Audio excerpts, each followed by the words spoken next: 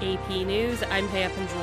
Police and hospital officials say 2 people are dead and at least 4 people are injured after a man drove his car through a restaurant patio in a Minneapolis suburb. Surveillance footage captured a man driving into the outdoor patio of the Park Tavern in St. Louis Park on Sunday. Democratic presidential candidate Tim Walz is unharmed after some of the vehicles near the back of his motorcade crashed in Milwaukee. At a rally in Milwaukee, Walz addressed the situation. Some of my staff and members of the press that were traveling with us were involved in a traffic accident on the way here today. We've spoken with the staff. I'm relieved to say that with a few minor injuries, everybody's going to be okay. AP correspondent Jackie Quinn reports the U.S. government has seized a pricey plane used by Venezuela's president. Citing violations of sanctions and export laws, the Justice Department has seized a luxury jet used by Venezuela's Nicolas Maduro. The Justice Department alleges this luxury jet, a Dassault Falcon 900EX, was illegally purchased last year from a Florida firm using a shell company based in the Caribbean. That was to hide Venezuela's involvement in the purchase. There's an executive order that bars U.S. individuals from doing business with the regime of Nicolas Maduro. The plane is valued at $13 million. It was just seized in the Dominican Republic. U.S. officials took custody of the aircraft there, which has now been flown to a small airport in Fort Lauderdale. I'm Jackie Quinn. And investigators are trying to determine the cause of an explosion that destroyed a Southwest Louisiana home, killing a teenage boy from Alabama and injuring 5 others. The explosion leveled the house, throwing debris that severely damaged nearby vehicles and a metal outbuilding. This is AP News. AP correspondent Sagar Meghani reports this summer will go down as one of the most chaotic campaigns in history. After President Biden flubbed June's debate with Donald Trump, he faced growing pressure to end his campaign and refused. I'm staying in the race. But 3 weeks later, The best way forward is to pass the torch to a new generation. Kamala Harris took over the ticket, energizing the party. The momentum in this race is shifting. And there are signs that Donald Trump is feeling it. Trump had already faced near tragedy. An assassination attempt at a Pennsylvania rally in mid-July. Days later, he accepted the GOP nomination, going after Harris. Everything she touches, she destroys. While she promised a new American path forward. We are not going back. I'm Sagar Meghani. I'm Haya Panjwani, AP News. Good morning, Marianas. So many things we gotta discuss. Happy day, Tirawami greetings to Rhoda, Guam, Saipan, and Tinian. For all your island news, from a beautiful place with Pacific views, it's always so much fun on Good Morning Marianas.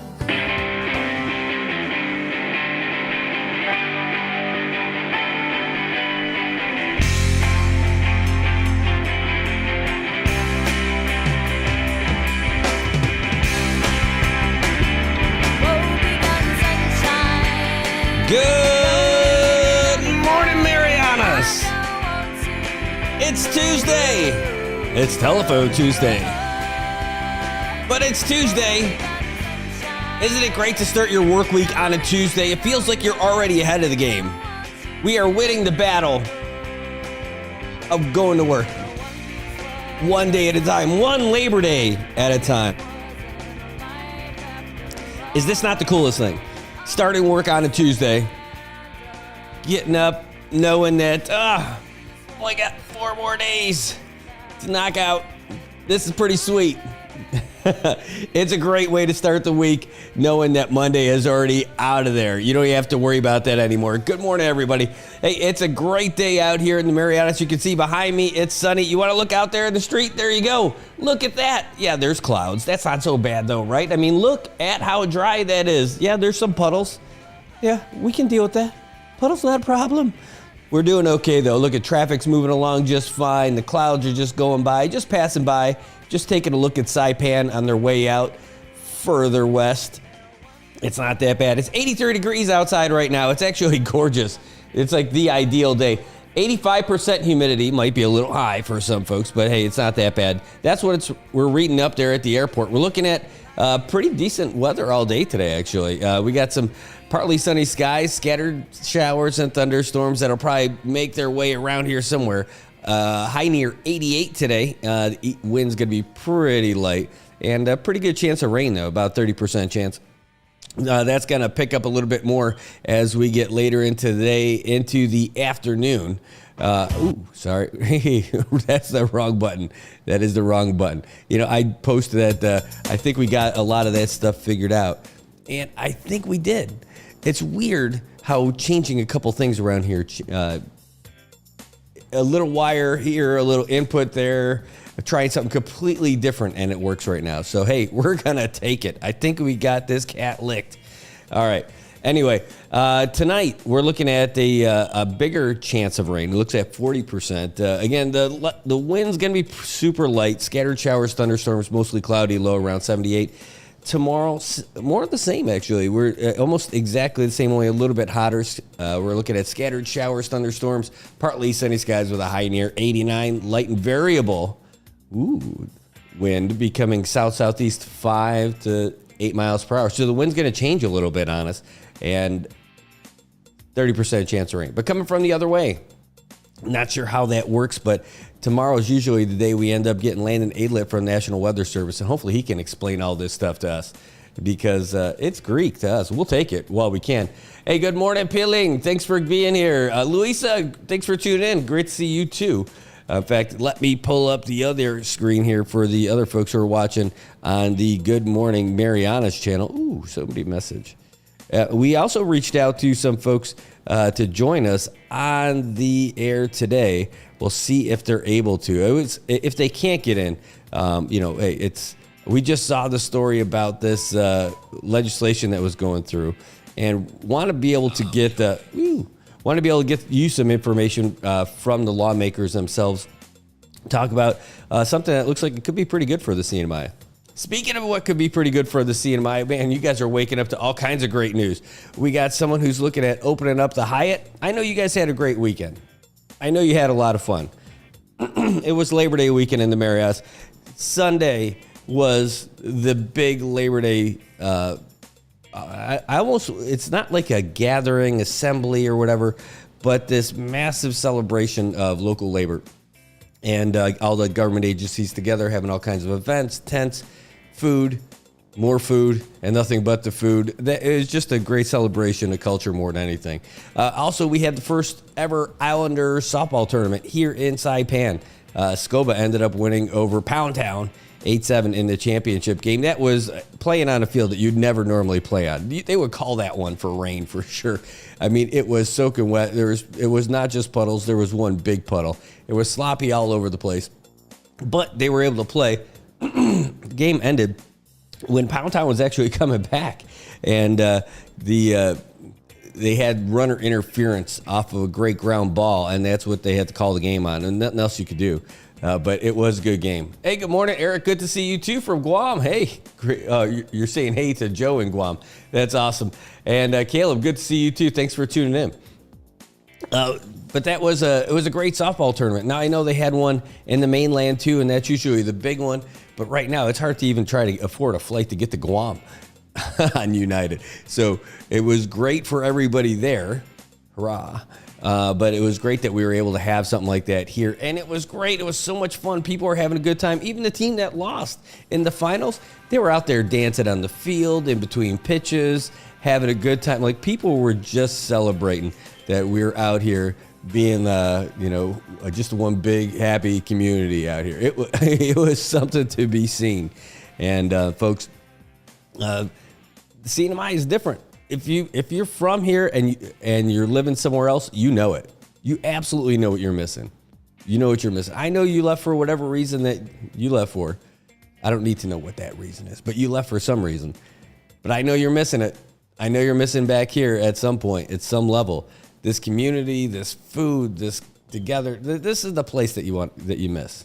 I know it. Trust me, I know it. I hear it from everybody who leaves. And it's not just that super nice stuff. People are like, oh, I love Saipan. It's my second. No. I'm talking about like people who legit miss this place because you don't have this kind of community where you get together with everybody all the time. This is like a fairy tale place that we need to really appreciate. We can get so deep into complaining about stuff, but you got to realize how great this place is. We'll get to some of the bad stuff today, too. Guaranteed. I got a couple of videos I got to share with you. This is all DPS kind of stuff. But let's talk about the good stuff first, all right? Because there is a lot of good stuff. And one of them is that it looks like we are in the final stretch to see a little makeover for the Hyatt building. I mean, it's the Hyatt is what we're just going to call it. No matter, like, I still, it's funny. I know, what was it, Diamond before, right? But then it was, it was Daiichi. Sorry, Diamond was over there at World Resort. But it was Daiichi turned Fiesta turned Crown. And I know I call Crown Fiesta sometimes, just out of habit. I can't help it. I don't mean it. No offense. But I would say I definitely let Fiesta slip out every once in a while. Not to be confused with La Fiesta, which is something else. But that's what's great about this news, because they don't want this to get confused with La Fiesta. They want to make sure this property doesn't get abandoned and deteriorate before anything bad happens to it. So they've got a local investor with, but I still need to find out more about this MB Capital Company. But Dave Hood, the guy who owns that Coldwell Solar, he also has he's part owner of Godfathers. He owns some other real estate here in Saipan. And I think he's got some other holdings here. But either way, he's looking at partnering up with MB Capital, a company I never heard of. But I know from the reports that Gloria Kavanaugh is part of that, and she's been around for a while. She knows her stuff, so that's cool. And they're looking at buying the Hyatt and getting it from Saipan Portopia, so they would end up getting the lease basically transferred to them, which is... All right, so what's the next step? Because it's only 2 years into their lease. Normally, you can't do it within 5 years. Well, they're looking at doing it and then investing another $30 million into the property. Oh, yes. Is that a good thing? Absolutely. And here's the cool thing about it. Dave Hood, I still have never met this guy. I know, Brad, how can you haven't met this guy? I don't know. He just haven't had the opportunity, right? But he's been around for a while, and he's been... investing in things here. He's part of the community. I think it's been about 10 years almost. And the guy's quietly doing good things. And if he wants to get involved with this, I say we go for it. And so the governor says, yes, we are. In fact, the deal's already done. But they just haven't made it official yet. And there's another company out of Korea that's got like it's got some fantasy plan. I know. Is it fair to say that? Nah, I don't know. Possibly. Because I don't love when people call themselves like the Dream Company or Dream World or something. That to me is already a red flag to me. Because they were like, oh, we're going to make a state-of-the-art water park. I'm like, yeah, so did IPI. I'm taking the guy who's been here for 10 years rather than some folks from off island nobody's heard about. So in the long term, that's not a bad idea. I'm looking forward to when it becomes official. Now, the governor says it's already done. He says it's done. Already finalized. Well, they're going to end up making some kind of announcement about that, hopefully in the very near future, and we look forward to being there for it and helping to celebrate this, which I could only say is just a big win for the CNMI, that property does not go to waste, it doesn't go to rot, and it doesn't become a bookend to what IPI is on the other side of Garapan. Oh, man. It's a French roast, dark roast coffee kind of day, so you never know what we're going to talk, how crazy we're going to get today. By the way, the hotlines are open for you if you want to call. It is 789-2323, 670-789-2323. You can give us a call, and you can also check us in the comments like Tobot, the tip man from Dan, Mr. Shady Solutions. Good to see you over there. Alex Aldon, good to see you too. All right, Alex, I know what you want. You want the Saipan Baseball League. We're all there. Oh, Peeling, we're going to get to that in just a second. Saipan Baseball League, we are going to be hot on that. It was supposed to resume today. But first of all, that field is drenched. I can't imagine that the field could be possibly ready. The other thing is, though, the lights are not doing all that great. There's still one bank of lights in left field that illuminates the shortstop area and the closer part, shallow left field. Right now, those things are not good, and they need some real help for fixing that stuff. Now, it might be a bigger issue, and the first thing that we got is that the NMSA might not be too keen on repairing them right away, and we're going to reach out to them today to find out what the story is on that directly. So, because we want to get that league done. The league might end up just saying, fine, we'll do it without it. But it's also a thing because in about a month and a half, the Master League is going to start. So we got to get those repairs going and getting things going here too. All right, hold on. Wait. We saw that there's a birthday shout out too. A birthday shout out to the tournament announcer, statistician, Mr. Ryan Mizutani. Happy birthday, Ryan. Happy birthday to you. And thanks for being out there and doing all of the announcing for the Labor Day softball tournament. Man, I'll tell you, it's a labor of love. It really is. A lot of people doing stuff just because they love the sport and they love the community, and that's their way of being a part of it. And it certainly is great. Michael, good to see you too. Great to see you again. Thanks for tuning in. Tobot says, gonna check if my screws are loose, not my head screws, my spine screws. Man, I hope you're all right, partner. We don't like doing a show without you.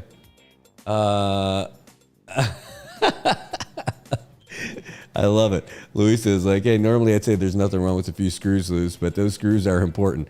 Hey, not sure what channel you're watching on, whether you're on the Good Morning Marianas channel, Island Image Emotion, or a couple others right here on the NMI News Service channel, or if you're watching on YouTube, which is NMI News 670. Please like the Facebook page, the NMI News Service, and follow, please. And then on the other side of that is the YouTube channel. So please subscribe to the YouTube channel, NMI News 670. It really only takes a couple seconds. Go over there, click subscribe, and if you hit the bell, you can watch it over there too. And this is good because who knows where Facebook's going to go. I mean, it doesn't seem like it's a bad thing or like it's going away anytime soon. They seem like they're going to evolve into something all the time. But right now, they're not the same as YouTube, which is good. So go ahead and follow us over there because we want to make sure we build up that subscriber base. We only got like a couple hundred or so. We need to get to 1,000 on there and really want to promote that stuff. Speaking of promoting stuff, we got some great sponsors who've been taking care of us, and we are going to take care of them too. Laddie Built, 24-hour fitness. They are not far away, and they are great. I just started watching a Mark Sonata started doing something for them on their page, and it was really pretty cool. Where they interviewed a couple of the people that work out there, talk about like what they think about their gym and why they chose Laddie Built and what they do, like their workout plans and all that kind of stuff. It's pretty neat. Well, down there they've got like some of the latest equipment, period. They've got the newest facility in Saipan, hands down, and they've got like really great certified trainers. They've got great supplements. They've got great equipment, great facility. They've got the cold plunge. They've got the sauna. They've got machines. They got free weights. They got all that stuff. And if you're a member, you get a discount at PHI Pharmacy. And PHI Pharmacy has some great stuff. I can't believe it. Josh Wise over there, Dr. Josh, telling me all about this MRE protein drink that they got from Redcon. And it's the flavor I like too, the one that he showed me. It's the chocolate one. Chocolate protein, 40 grams of protein, $3. Brad, that's a lot. No, it's not. The Troop Store is $3.99. It is cheaper than what you can get at the Troop Store. You guys don't mess around. You should absolutely go down there and check it out. If you like, if you want to manage your protein intake so that you don't lose muscle mass, or you want to build muscle mass, that's a great supplement throughout your day. Oh, and another sponsor to talk about real quick here. We'll even put them on while we talk about this. Because, hold on, wait. Here we go.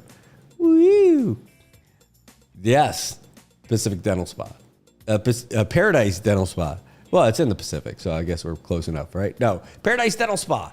Look, they have a great spot in Guadalupe. If you haven't been down there, you got to at least go check it out.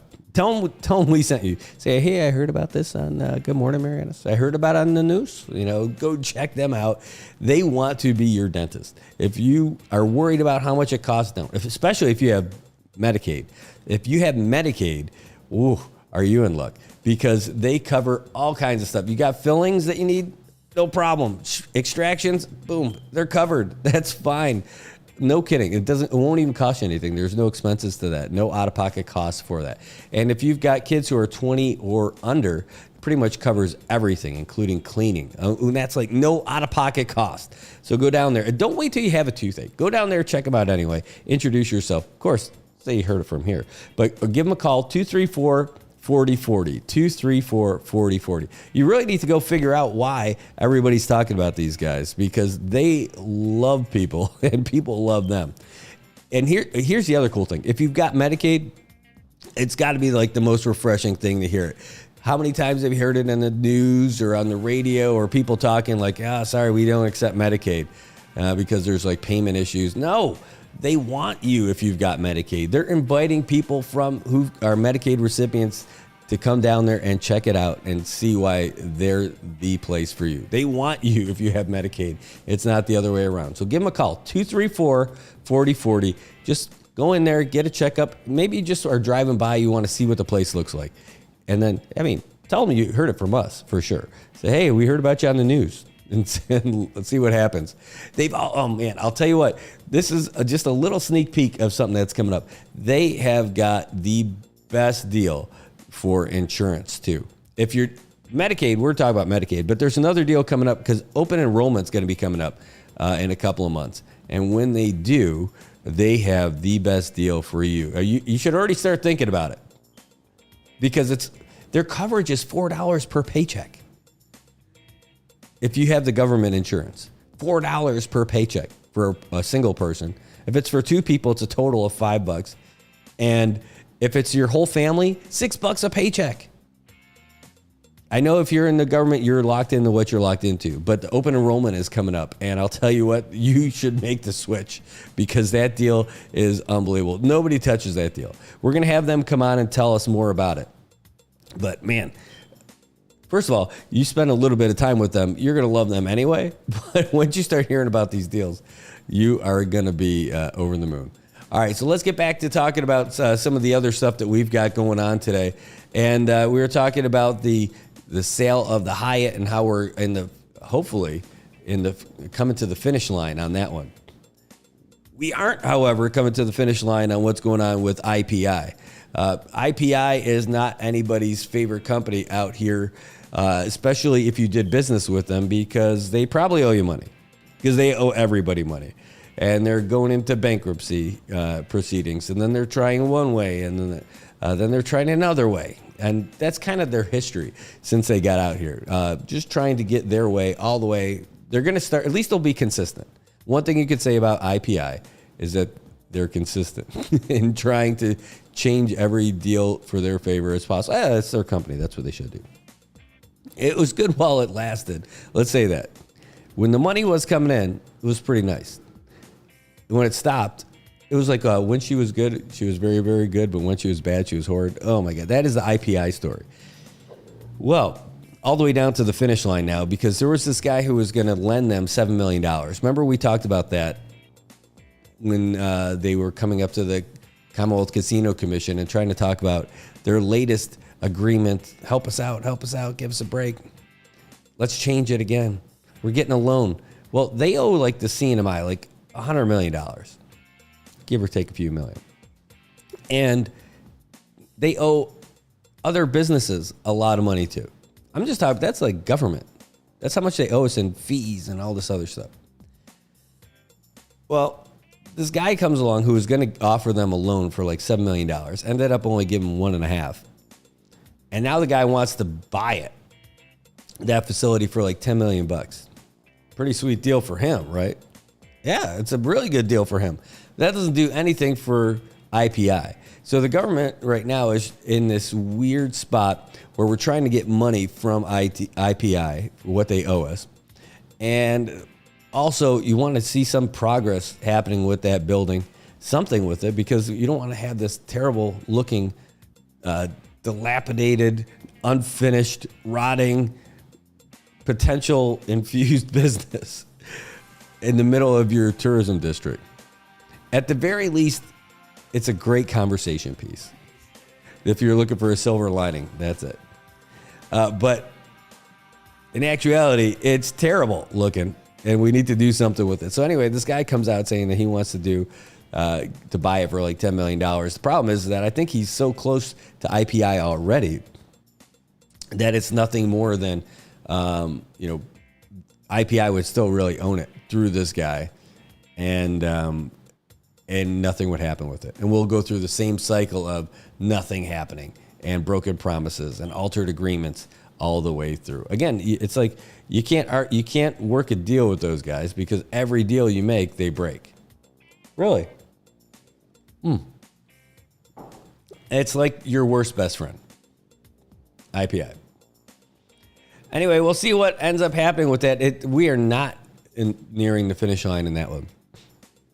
Again, ideally, I think what ends up happening is that monstrosity needs to come back to the CNMI's ownership. That whole lease gets canceled, and it's up for bid again. Who knows what happens with it? Somebody's got to go in there and do some really good A&E survey on there and find out what the state of that thing really is. Is it structurally sound? Because, gosh, we hope so. I don't know. I still feel like we're missing the boat on the marketing for that place. You want to say, eyesore, that's a good one, Eric. But, we're missing the boat on on how we market that place. All we have to do is take the same conversation and spin it up a little bit. If I was the IPI marketing guy, what do you mean? IPI is great. What? Oh, yeah, we brought all this money in. We hired all these people. So many people want to work for IPI. So many people want to work for IPI. They came here as tourists and started working for IPI. Off the books. Now that tells you we're a good company. No. Oh, man. Hong Kong doesn't even think they should exist. So you guys just need to dissolve. You're not even a company anymore. You're not viable. I don't know why it's taking so long for us to do the same thing. It's the bad breaker upper syndrome that we talked about. Oh. Speaking of bad breaker uppers, when did we start dating our politicians? Oh. When did we start dating our candidates for office? I think that's the question. When do we start dating them? And what are you talking about, Brad? You're losing it. Oh, no. I lost it a long time ago. But seriously, you got to make sure that you like their photos and their posts. You got to make sure you like them, follow them, subscribe, all those things, but only to that one candidate or to that one party. Otherwise, you were seen there. Oh, big deal. A small island. You went to their event? Yeah. Look, here's the thing, you guys. It doesn't matter if you're in the GOP, you're a Democrat, an Indem, an Independent. Uh-oh. Hold on. We got a call coming in. Hey, good morning. You're on live on Good Morning Marianas. Who's this? Good morning, Brad. It's a long weekend, but I love it. This is Piling.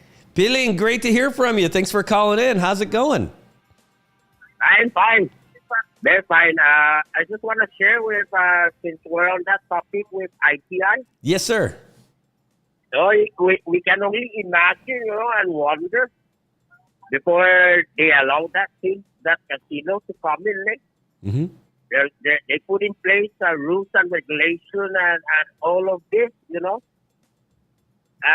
can only wonder why the case, for all the wrongdoings that they have done, why is it so slow to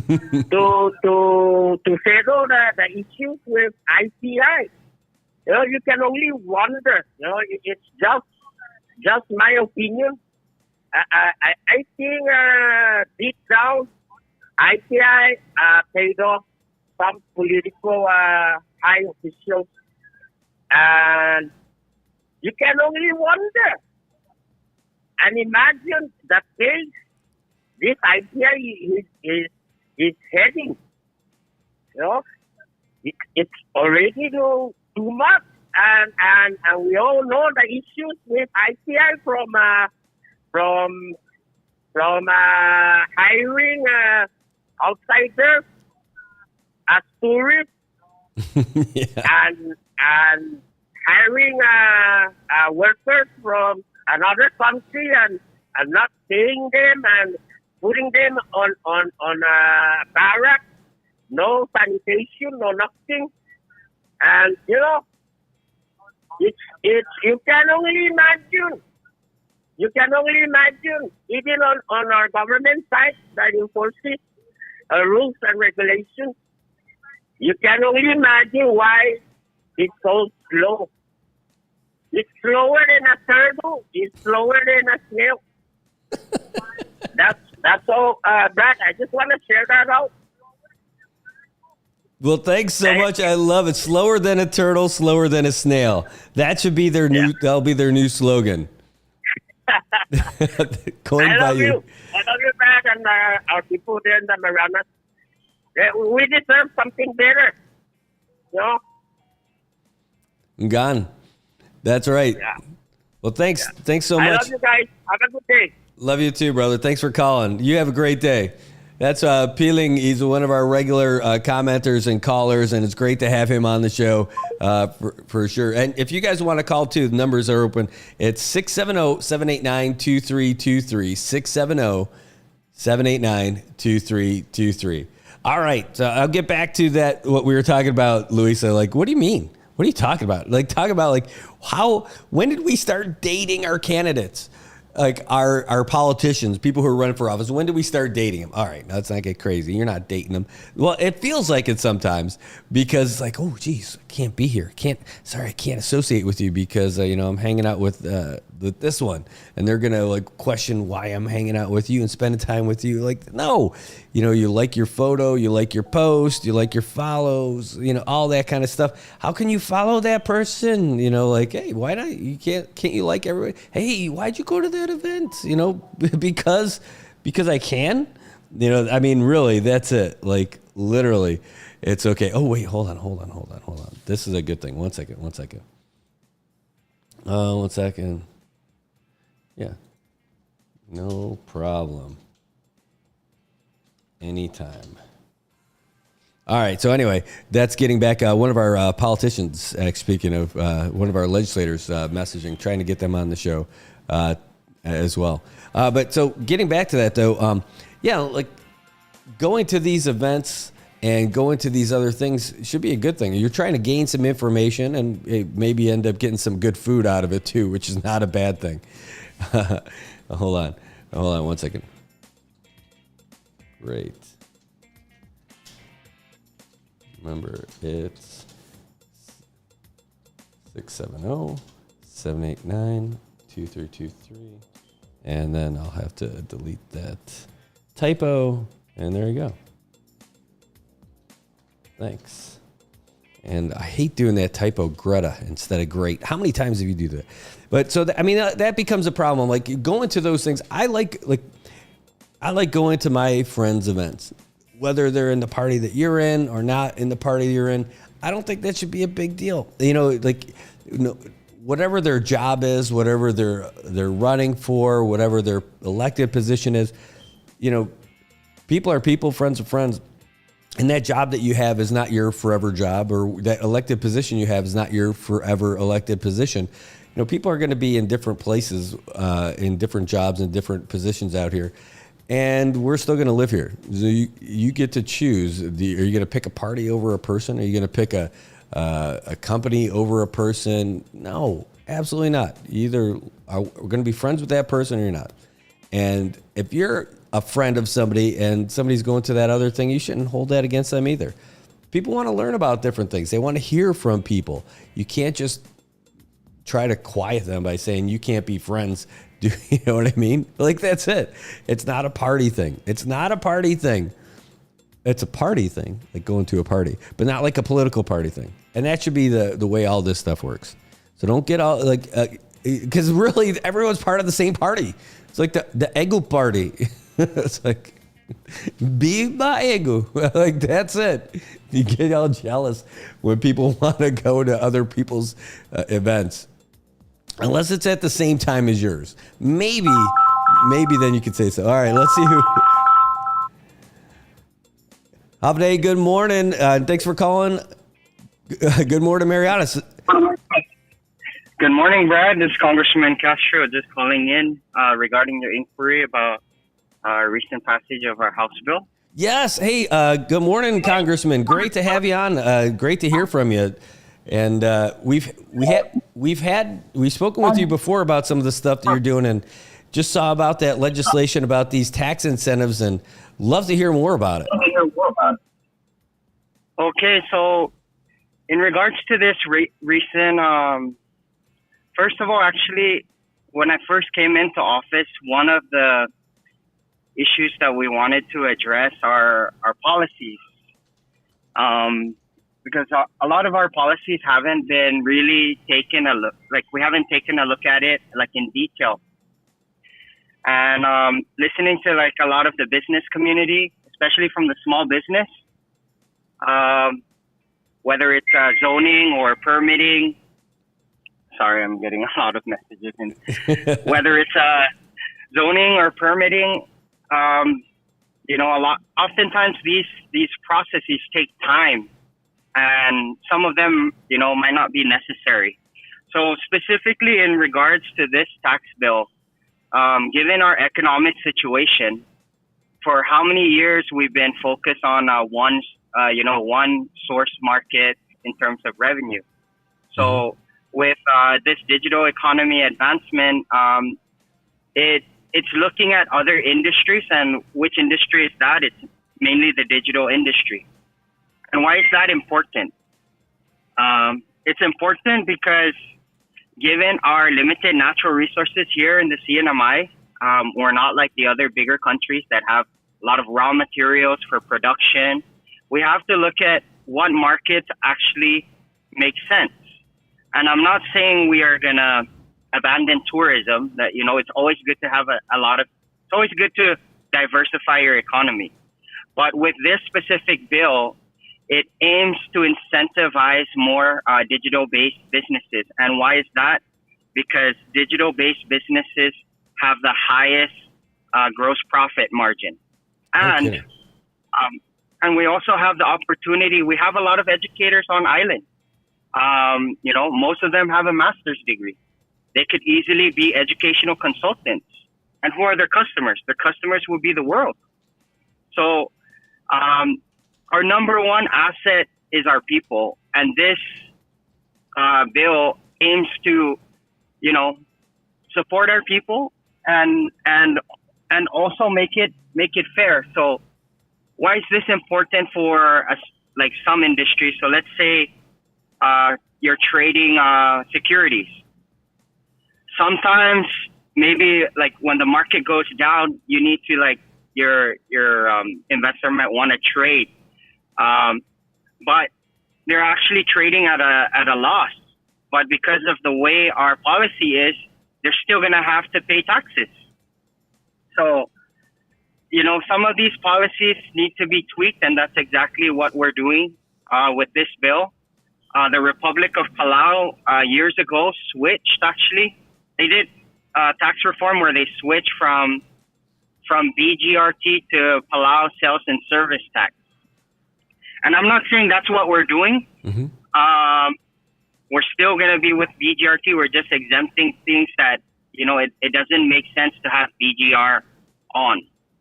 But this is just one bill, but we really have to take a look at a lot of our policies and look at incentivizing rather than penalizing, because penalizing is, research based, it doesn't really work.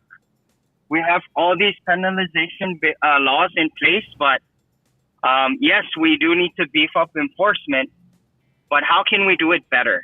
That's the ultimate goal, so that it's less strenuous on our resources. Well, it's a good start for us right now, because it doesn't seem like we've been doing a lot of this, and it looks like you're doing stuff in the right direction. And this is just your first term in office, finding a great opportunity for us. And just reinforcing like how excited I was that you were running in the first place. Yeah, so I actually have several bills in the pipeline, and it may not look like they're really big game changers, but like, for example, the recycling bill, we had, it's actually my grandfather that had this Recycling Act of 1999, but we just never,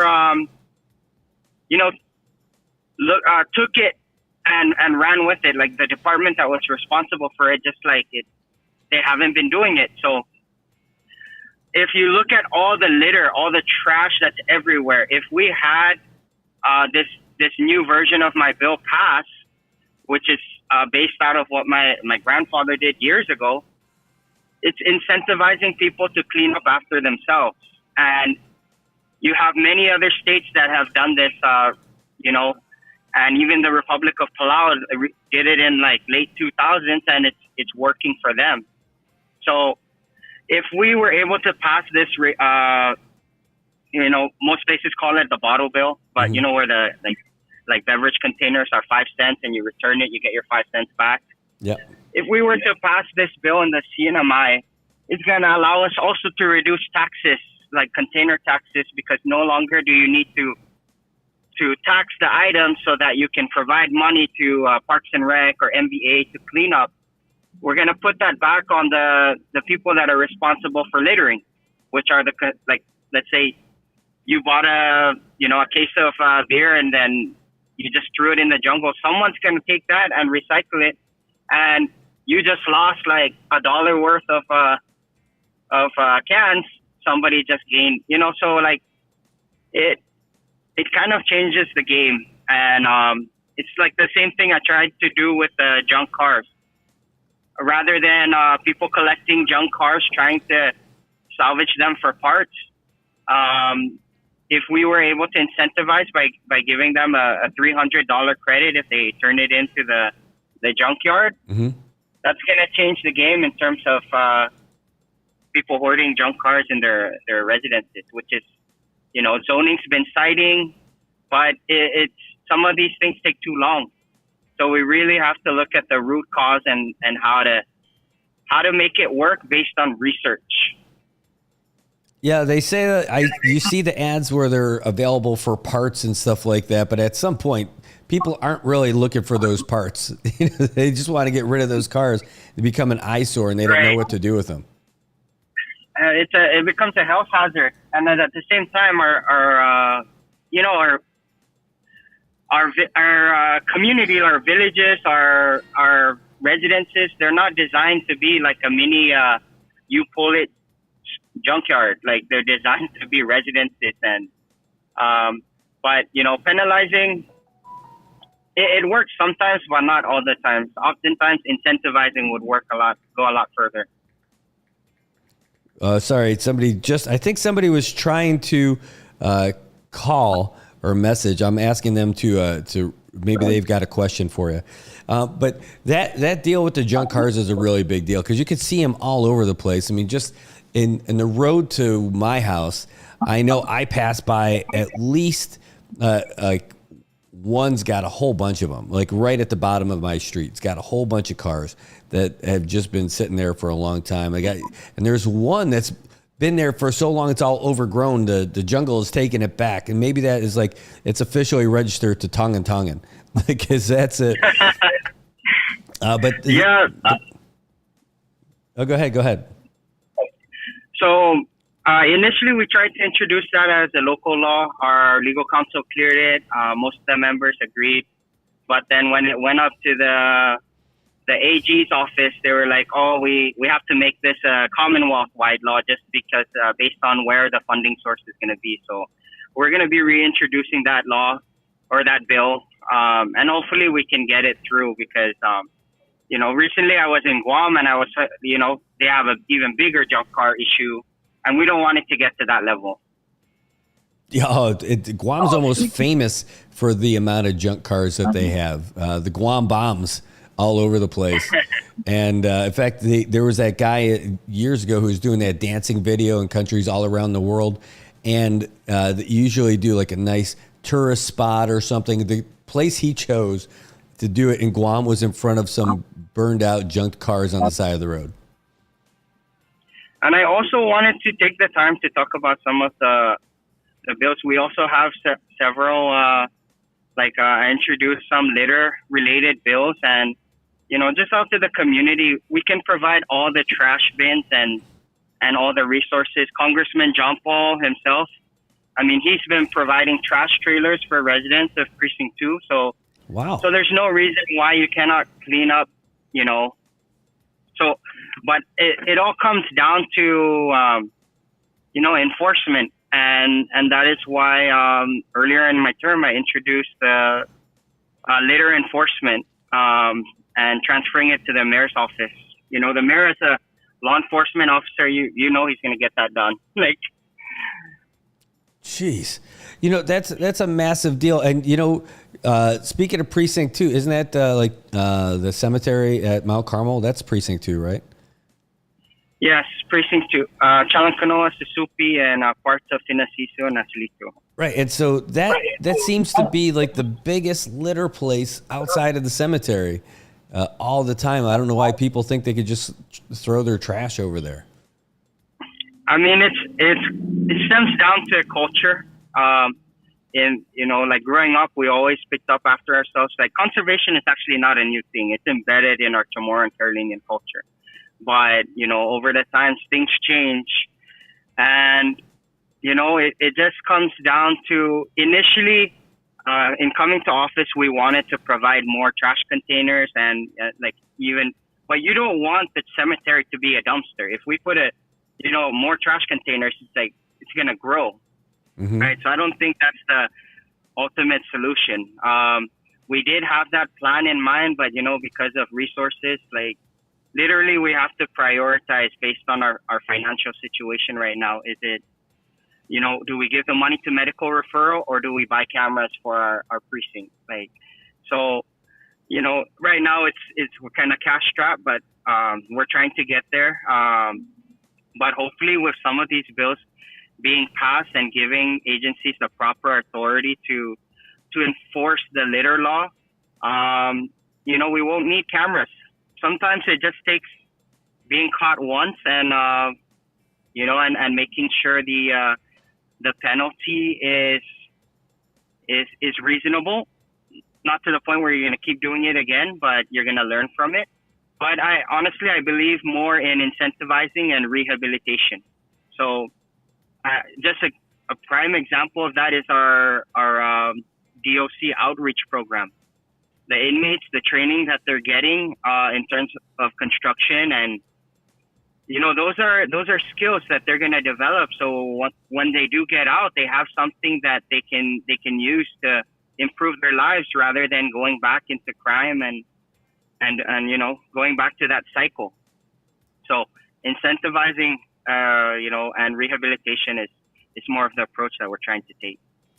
No, that's great. And I think everybody appreciates that you guys are operating under some constrained budgetary situations. But how about the idea? If people are using that as their area to drop off, do you think a part of it could be solved by creating another transfer station somewhere on the south side? So maybe getting all the way down to lower base is just a bridge too far for folks.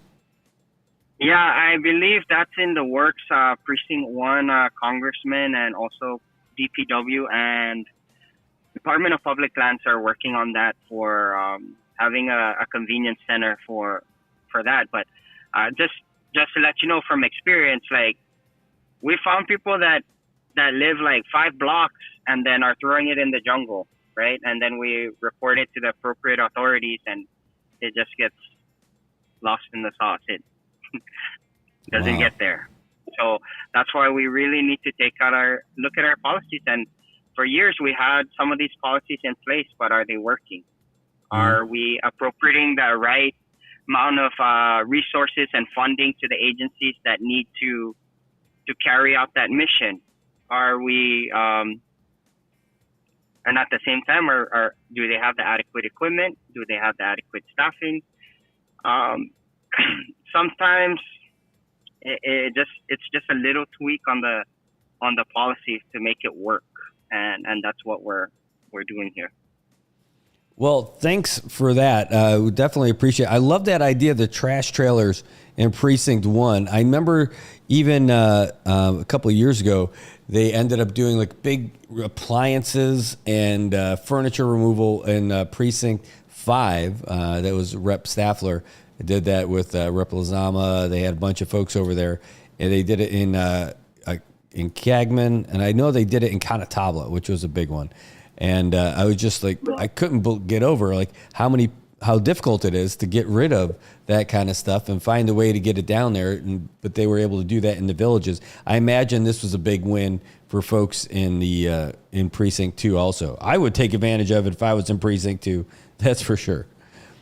Hey. Yeah, Brad, like living in the States for 12 years, some of the services that are provided by the government. I'm not saying the government right now is perfect. There's still a big gap we have to improve. But in terms of like just that example, in terms of trash, if you have a party, you can request like at a pavilion, you can request Parks and Rec to have a trash trailer. If it's in Precinct 2, you can make that request as well to your Precinct 2 reps. Congressman John Paul started that like years ago. It's been working, but it's, again, it comes down to people that are using the facility to really care about it. And for those that are breaking the law and causing litter and all of that, that's where, enforcement plays a big part. And we really need to revise some of the policies so that our enforcement officers have the tools and the resources necessary to put an end to that. Well, and I think public information is a big deal too, because I didn't even know you could request a trash trailer from Parks and Rec. That's great. I would definitely consider doing that stuff, because that seems like it's harder for the dogs to get into than the regular 55-gallon drums that are out there. So I believe what happens is when, let's say you have some kind of event at one of the pavilions, and you apply for the permit, they'll put a trash trailer there. So, but I would contact Parks and Rec directly. They're more familiar with their programs, but we have a lot of hardworking people at Parks and Rec, to be honest, and we really need to help them out as well, because their stretch is from the south to the north, and that's what we're trying to do here with legislation. I've been, even in speaking with Director Mike, is, maybe we also need to take a look at a decentralization route and having more Parks and Rec substations. But again, that's going to cost more. Hey, so, I know that you're busy, and I know you're on the go trying to get stuff done this morning. But I got one more question for you, because I got you on. Can you tell us a little bit? You got a big move this year. You're not running for re-election. You're running for the Senate. You're going up to the upper house of the legislature. Can you tell us a little bit about what inspired you to do that? It's really about the different responsibilities. And I know, Brad, I've been at NMC for a long time. I love working at the college. We made a lot of positive impact.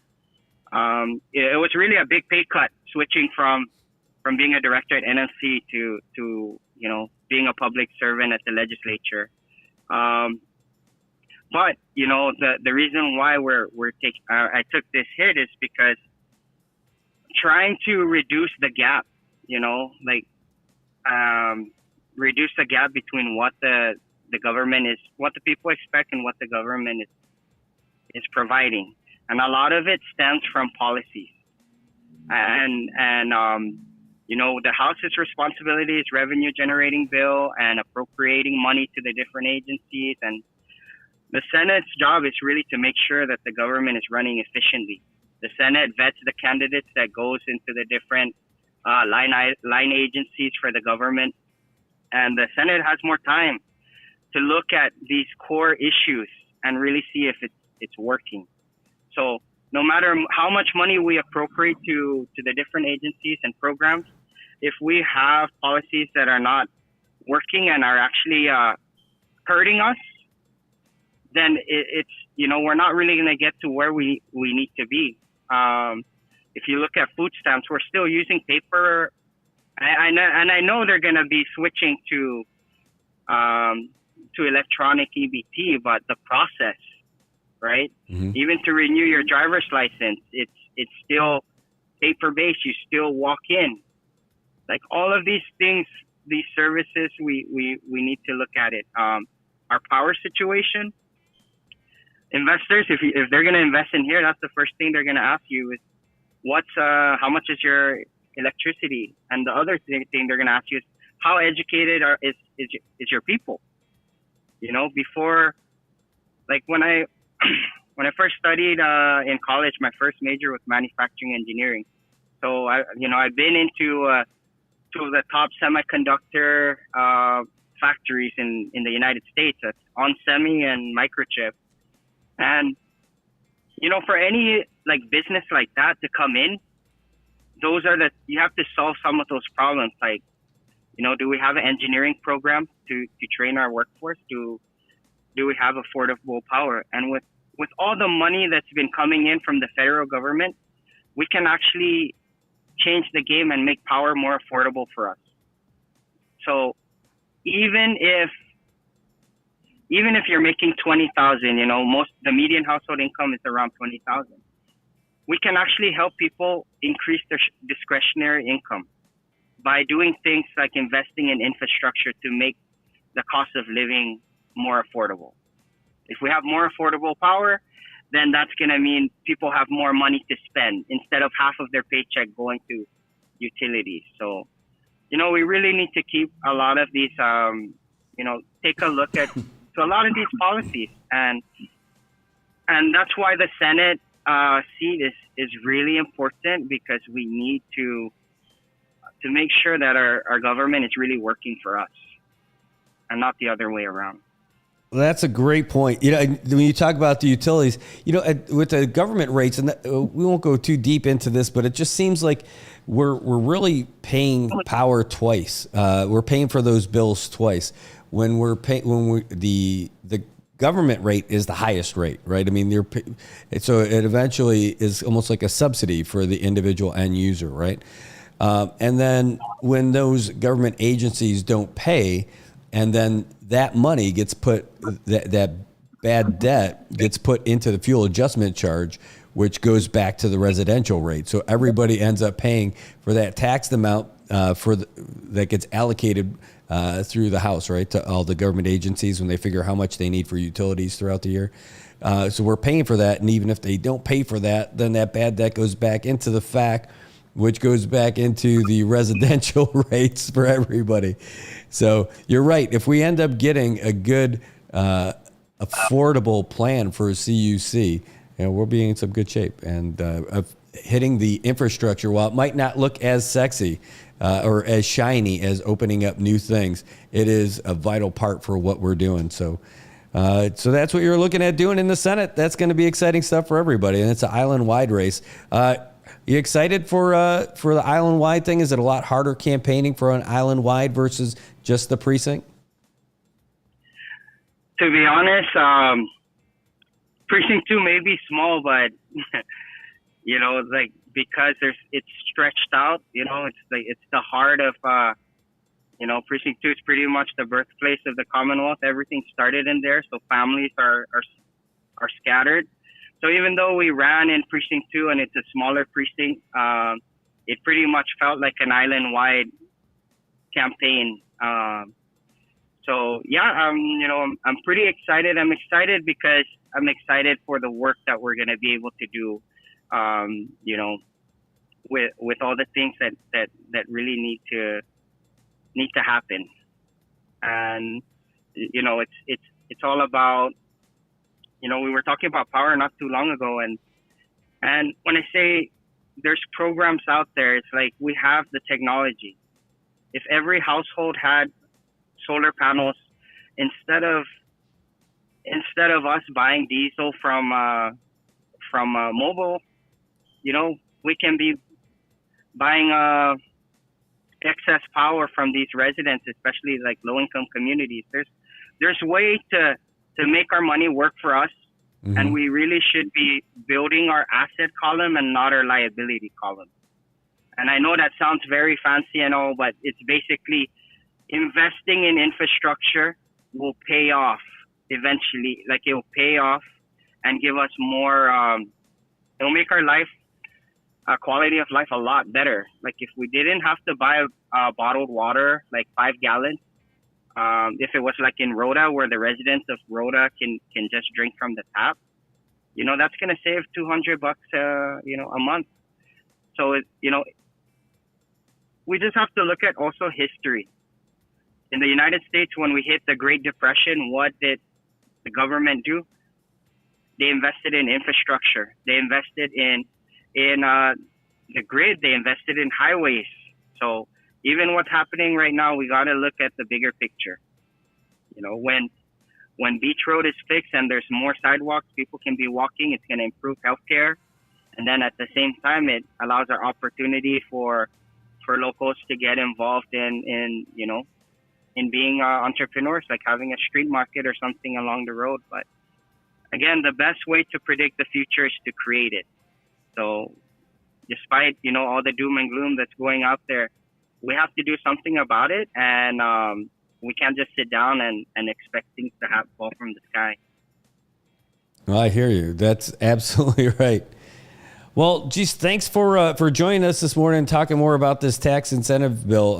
It opening up new opportunities for us, hopefully, and be adding to our tax base as opposed to watching it wither and die on the vine here while we depend on just one market only. So thank you for being on here, and we'd love to have you on anytime whenever you've got anything to share. If you got big bills that you're excited about, or if you got stuff that's happening in the legislature, just drop us a line, and love to have you on. I know the viewers really appreciate it too. All right. Thanks, Brad. And thanks for having me, and off a day and good morning to the entire United community. All right. Thanks so much. All right. Have a good day. You too. Thanks. All right, that was Representative Manny Castro from Precinct 2 who called us in to let us know about some of the stuff that's going on, including that new legislation that they got through the House that hopefully will create some new businesses here, or attract more businesses here, especially with folks that are more digitally focused, more online focused, and get things excited. All right, we were on the phone for a while. We missed our 8 o'clock update from the Associated Press. We have it, and we'll get it to you. But we also need to tell you a little bit about our sponsors, because they're the ones who help us keep all this stuff on. You guys are the most important because you're watching. All right, don't worry. We don't love anybody else more than you. You are the best. But we also got to give some love to the sponsors too. Got to help them out. They're helping us out. We couldn't do this without them. Like IT&E. If it wasn't for IT&E, we wouldn't be able to bring you guys the softball, the parade coverage, the live press conferences, all the live shows that we end up doing, all the sports coverage, you name it. IT&E is providing us with the bandwidth to bring that stuff to you. Also, wouldn't be able to do this without all the other sponsors, the folks, Laddie Built, 24-Hour Fitness, just down the road in Chalon-Kanoa. Couldn't do it without our friends across the street at the Shack. Oh my gosh, the best food and all kinds of love. Folks over at VFW taking care of us as well. Godfather's Bar. Oh my God, Saipan's best pizza. You cannot beat it. Ina's Kitchen. Boy, did they take care of us. Oh my God, helped us beat anorexia. The tip man from Dan over there, Shady Solutions, Tobot Castro, and one of our new sponsors, PHI, providing you with great discounts and great prescriptions all over the place. And they've got a great partnership going on with Laddie Built too, so you get a discount when you're over there. And also the folks over at Paradise Dental Spa, they're one of our newest sponsors as well. And they don't just want to be a sponsor of our show, they want to be a provider of service for you. Give them a call at 234-4040. And they've got all kinds of stuff. Especially if you've got Medicaid, give them a call. Really think about it. Check them out. And you've got coverage if you've got Medicaid. You do. Just give them a call. They'll walk you through the whole process. There's nothing to do. All you got to do is make an appointment, go down there, and find out all the good stuff that they've got for you. And you don't have to wait till you have a toothache. All right, we're going to take a real quick break, show you some love from some of our sponsors. When we come back, we're going to get you the latest updates from the Associated Press and all of these other stories that we didn't get to yet. We'll be there for you. Now you got to be there for yourself. Get down to Laddie Built 24-Hour Fitness and find out how they can help you improve yourself.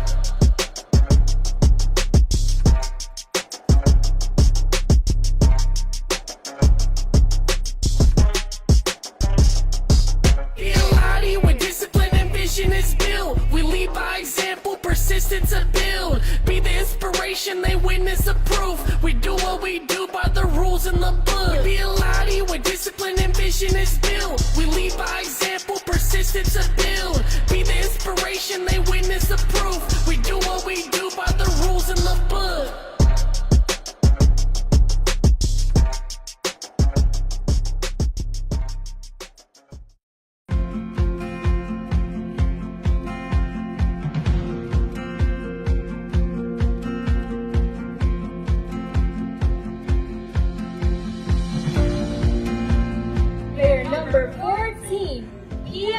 It's a great day to be up 3-0. I'll tell you that. Probably is not great to be down. I'm Brad Rosala, and I'm the owner for Commonwealth Communications. And I am Jojo Alipuzu. I am the owner of Island Image and Motion.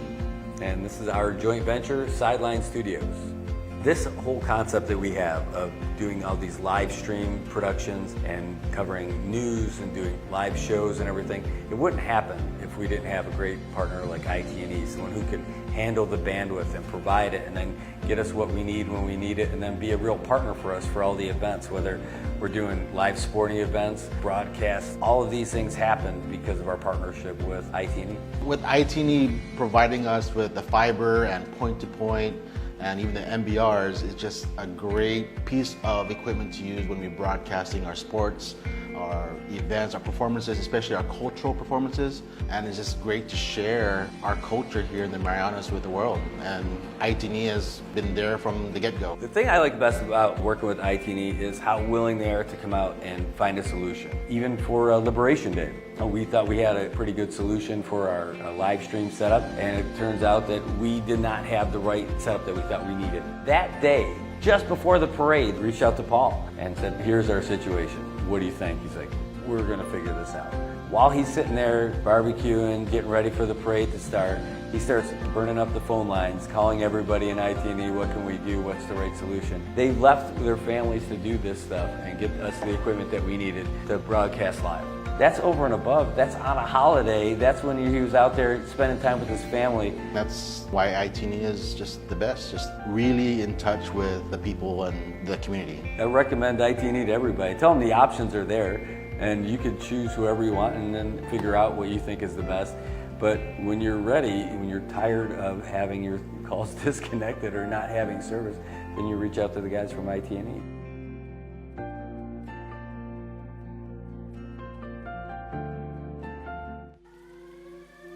My name is Kelly.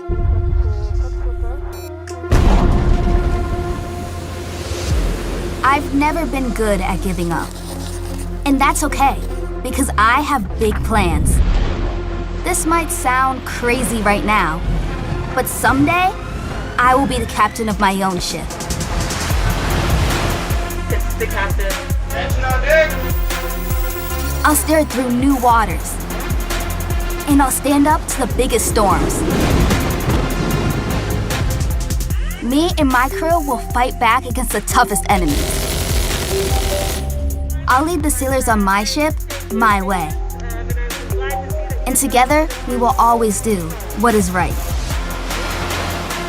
I'll show the world any girl can be a captain. I'll show them that I am enough. No matter what comes my way, I'll stay the course. Because history won't remember those who took the easy way out. My name is Kelly, and it means determination.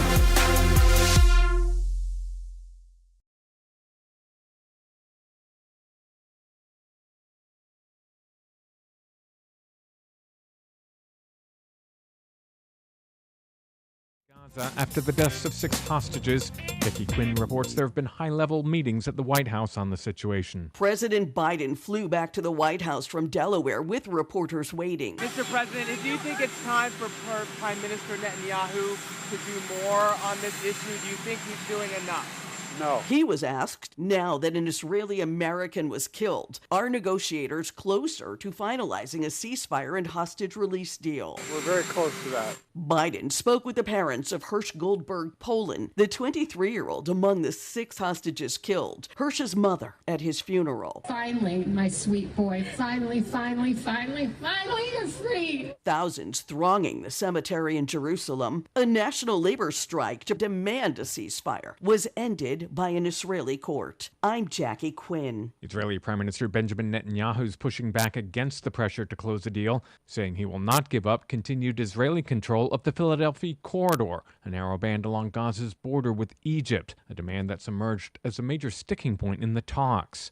Vice President Kamala Harris is making a joint campaign appearance with President Biden attending Pittsburgh's Labor Day parade. She's expected to back his opposition to the sale of U.S. steel to Nippon Steel of Japan.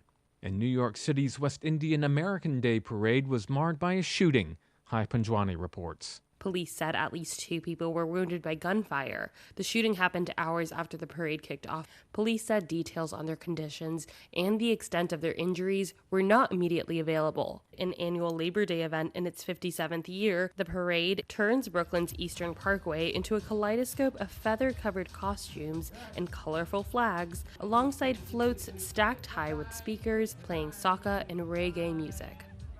I'm Haya Panjwani. This is AP News. Another Russian barrage hit Ukraine's capital overnight Monday. Debris from intercepted missiles and drones fell in every district of Kyiv.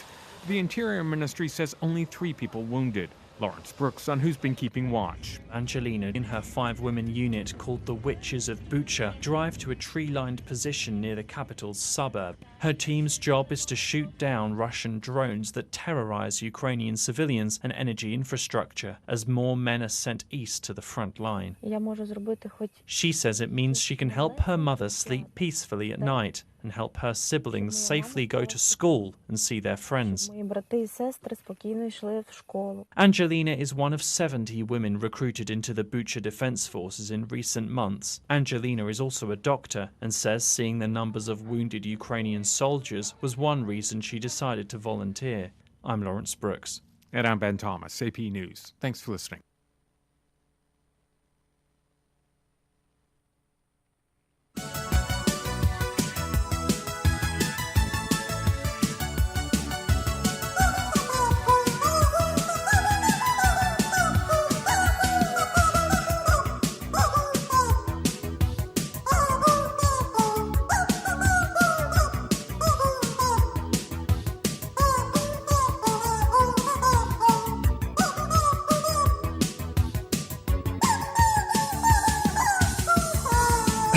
Good morning, Marianas. Welcome back. You're looking down at the live feed of our traffic down here on Beach Road on this Tuesday morning.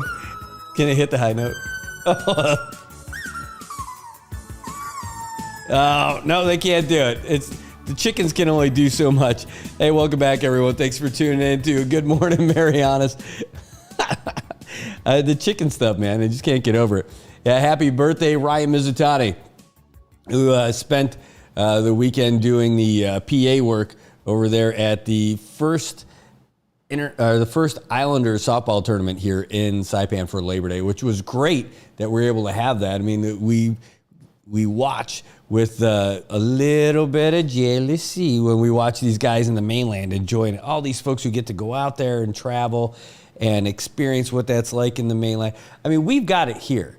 Like, for them, they're trying to capture a little bit of what it is to be back home and enjoying life in the islands while they're out there making those mainland bucks, paying those mainland taxes, getting those mainland services from the government, but then dealing with all the traffic, all the other people. Yeah, you know, it's a give and take. You gotta, you like some, you hate some, but at least they're out there, and it would be cool to visit them. Anyway, speaking of cool, it's not that cool today. It's 85 degrees, and the humidity has dropped down quite a bit. We started, it was 85% humidity. It's down to 77% humidity up there at the airport. So not only is it getting warmer, it's getting way more comfortable outside. How does that happen? I don't know, but it does.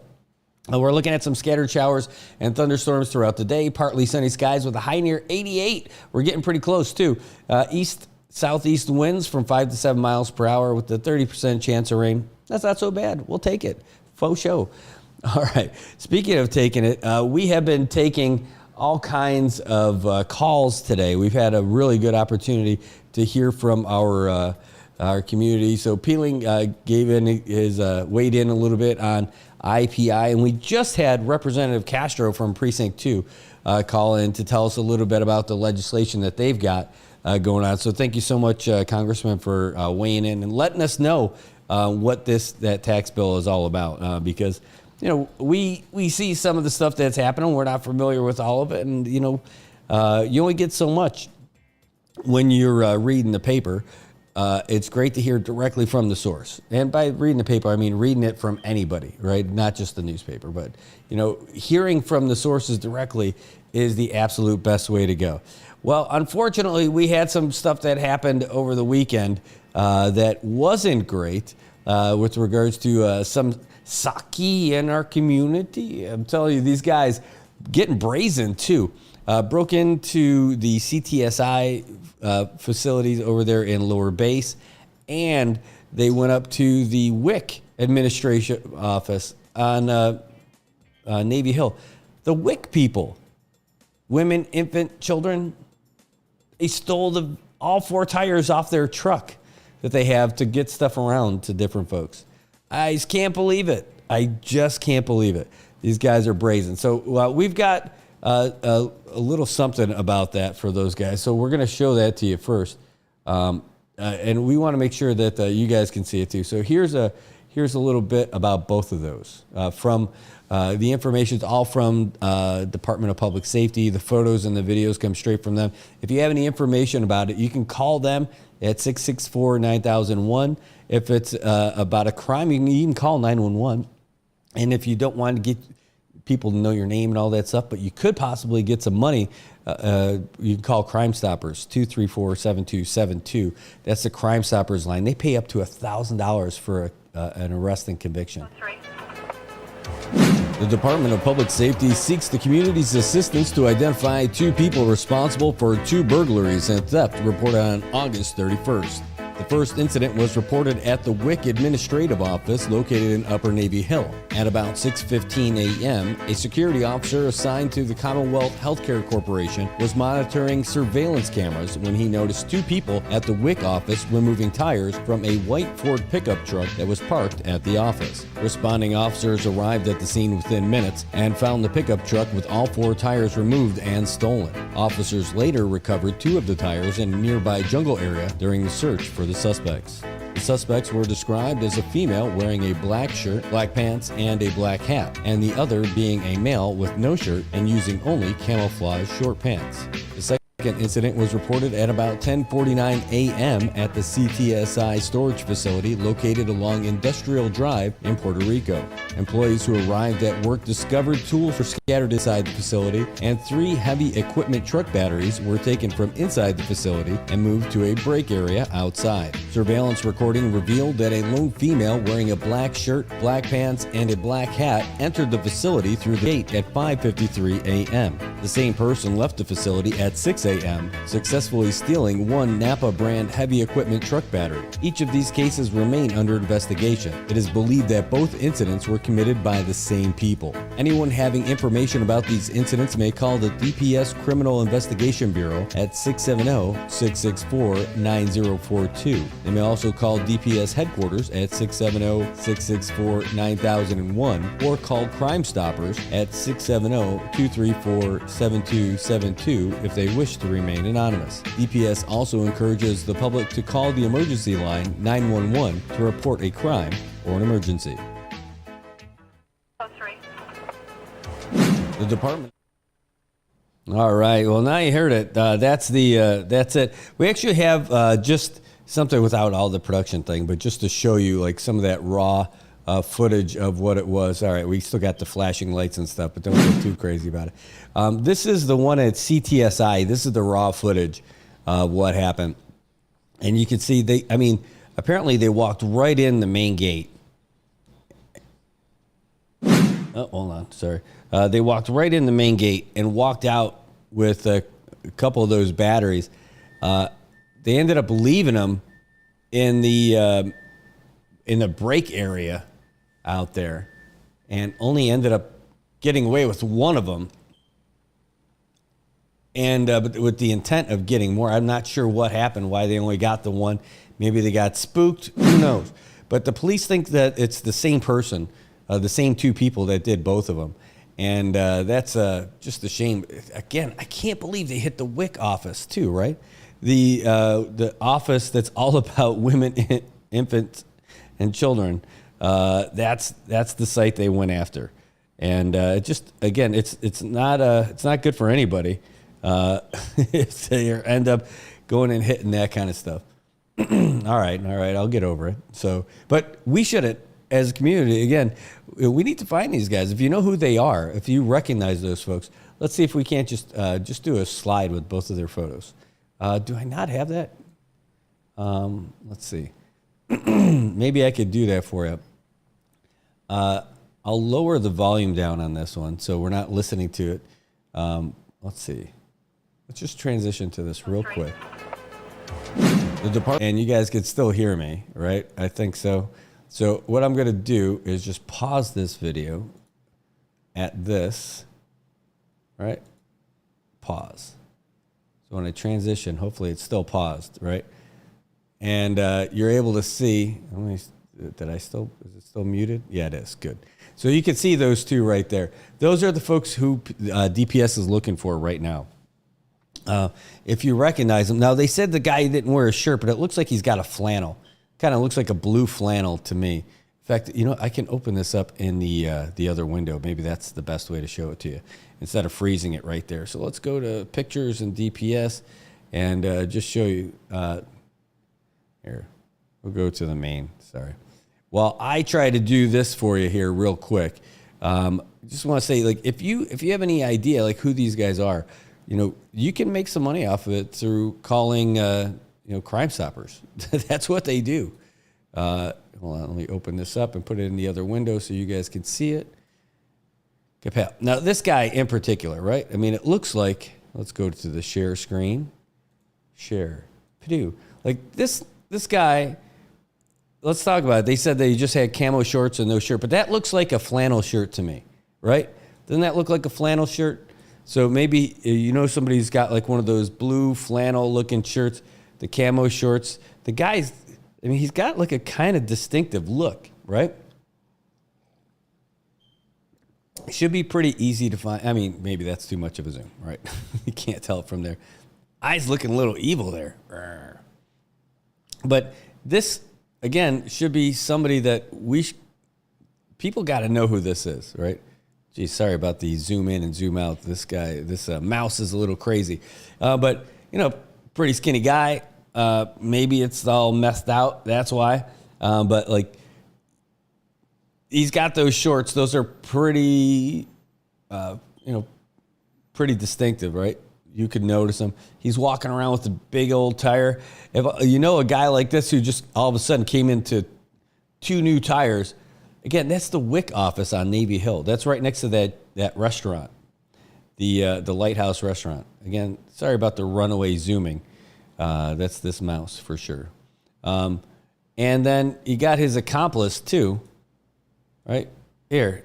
This is a lady. She's rocking Zoris.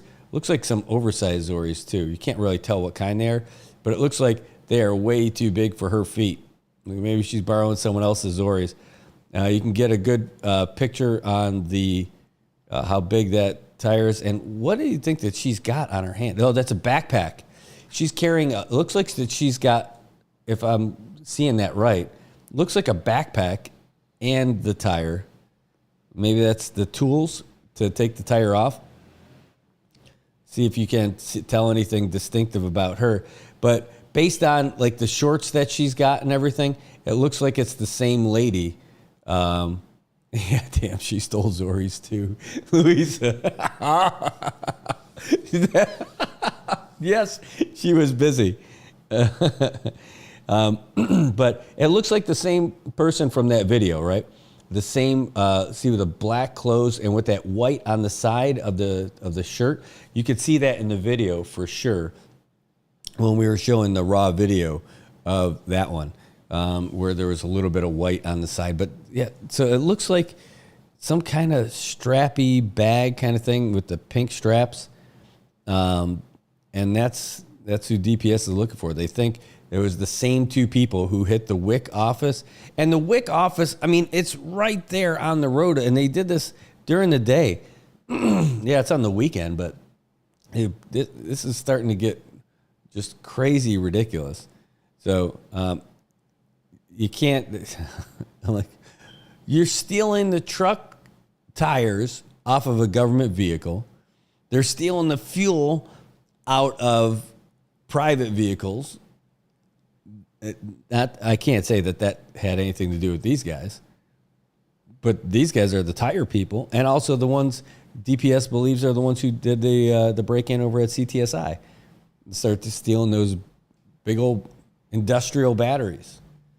I mean, it's literally becoming our own little epidemic of crime here in the CNMI. And, you know, we talk about all the great things that are going on here. I'll tell you what, we could easily be upset about this and say this is something not great about the CNMI, but we could turn this into a win for the CNMI by turning these people in, by finding them and getting them and turning them in. You could be a hometown hero by identifying these folks. And there's people out there who know who these people are. Absolutely. There's people in our community who are good folks who know who these people are. And they haven't turned them in yet for whatever reason. Like, I'm talking about good people. They have reasons sometimes. Sometimes they're afraid. You don't have to tell people your name. It's 234-7272. That's the Crime Stoppers number. They just want your information. They don't need your name. Say, hey, it's so-and-so. They're the ones who took it. There's people out there who aren't happy that their relatives are out there using meth and stealing stuff. Hey, that's not fair. You don't know they're using meth? I don't know. Maybe. I would think probably yes. These are the two folks DPS is actively looking for. I would love to have the raw video from this stuff. You know, the raw footage. This looks like it's just a picture of a screen. You know, so if we can have something a little more high res from them. But these guys just going out and blatantly taking from folks in our community is just too bad. And so we need you. We need you to go out there and get them. Tell people who they are. You don't have to take them down yourself. Right? You don't have to. Nobody wants a vigilante out here. You don't have to be Chamorro Batman or Carolinian Robin. You don't have to be either one of them. You don't have to be Pinoy Peter Parker. You don't have to be a superhero. You could be a superhero just by calling if you've got information on these things. You can call the police. You can call them at 664-9001. That's the main number. You can call the main number. Hold on. Get that number for you because I don't even remember it. The CIB number. the Commonwealth Investigation Bureau or Criminal Investigation Bureau. That's 664-9042. Or you can call 911. Or you can call 234-7272. And they don't even need your name. They just want the information. They want to get these bad guys. Get them in jail. And then hopefully when they get there, they're able to get in some of these programs from Commissioner Torres to try and get them rehabilitated, get them a skill that's not stealing, like get them a real marketable skill, get them out of that, get them the help they need so that they are not addicted to these drugs. I'm telling you, that stuff gets its hooks into you. And this stuff just happened. Both of these things on the 31st. It was just like a couple of days ago. All right, 3. Navy Hill at 6:15 a.m. is when they saw it on the security camera as it was happening. And the second one was just a few hours later when the folks from CTSI showed up to work, saw their tools all over the place, and like, holy cow, they took some batteries from us too. And this is it. This is how we take the community back, by not being afraid to call in and tell people, we found these guys. We know this is the person who took this stuff. And I know there's plenty of good folks out there who want to do that. I had that happen when somebody took my dog. Like, was it 2009 maybe? I want to say 2009. Someone took my dog when I lived in Azlito. True story. And we put up posters all over the place. And we had the family members of that person call. I know. I don't want to see your name. They didn't say their name or anything. I had to track them down because they called from a business, but it was just the trunk line for the business. But I knew where they worked. But I was able to find that person to say thank you and give them a reward for it too. Even though they didn't want it and they didn't want me to know who they were or anything. But found out who it was so I could help them and say thank you to them. But they were like, hey, yeah, this person, they do it. They take the dog and they wait for the reward. Anyway, but thankfully it was the family who brought me to that house and told me where that was. Oh, Luisa said we had 2 goats stolen from right outside the front of their house. Oh my gosh. That's terrible. That is terrible. Bad. I know. I can't help it though. I'm like, I gotta do it. That's terrible. By the way, speaking of goats, at the it was a it's not Fish and Wildlife, I don't think, but maybe it is Fish and Wildlife. I can't remember who did that. The ag fair, the agricultural fair that we had at Fishing Base. We saw some baby goats that were there. These teeny tiny little baby goats. And if they were up for adoption, I think we might have ended up having a goat. Like really, I think we might have ended up having a goat because it would have been hilarious. They were adorable. Like, I think you could have a pet goat / lawnmower. Absolutely. Maybe 2 goats is a little bit too much. But I think 1 goat, that could take care of your whole yard pretty good. Like, you don't even have to buy any food. I mean, you probably do. And water, I know. But if that goat could be your lawnmower / fertilizer, I love it. Especially if they still stay kind of small and like friendly and stuff. They start knocking over people, then that's a little too big. That's a bit much. That's when you start calling people, hey, you looking for goat meat? I'm not butchering goats. I'm not in that business. But it would be, that's where it would go. There would definitely come a point where those goats got a little bit too big. Oh, no. You think it's the druggies? Oh, man. That's terrible. I know they take all kinds of stuff. I didn't think they were taking goats. I thought those were just straight up animal thieves. Oh, and they're your kids' goats too. Man, that's messed up. Do you have dogs too? It's like you need guard dogs to protect your goats. Well, hey, part of that's the economy, and I appreciate that there are people who make an argument about like, hey, it's just a sign of the times and all this other stuff, and can you really blame them? Yes, 100%. I'll blame them. I don't give any.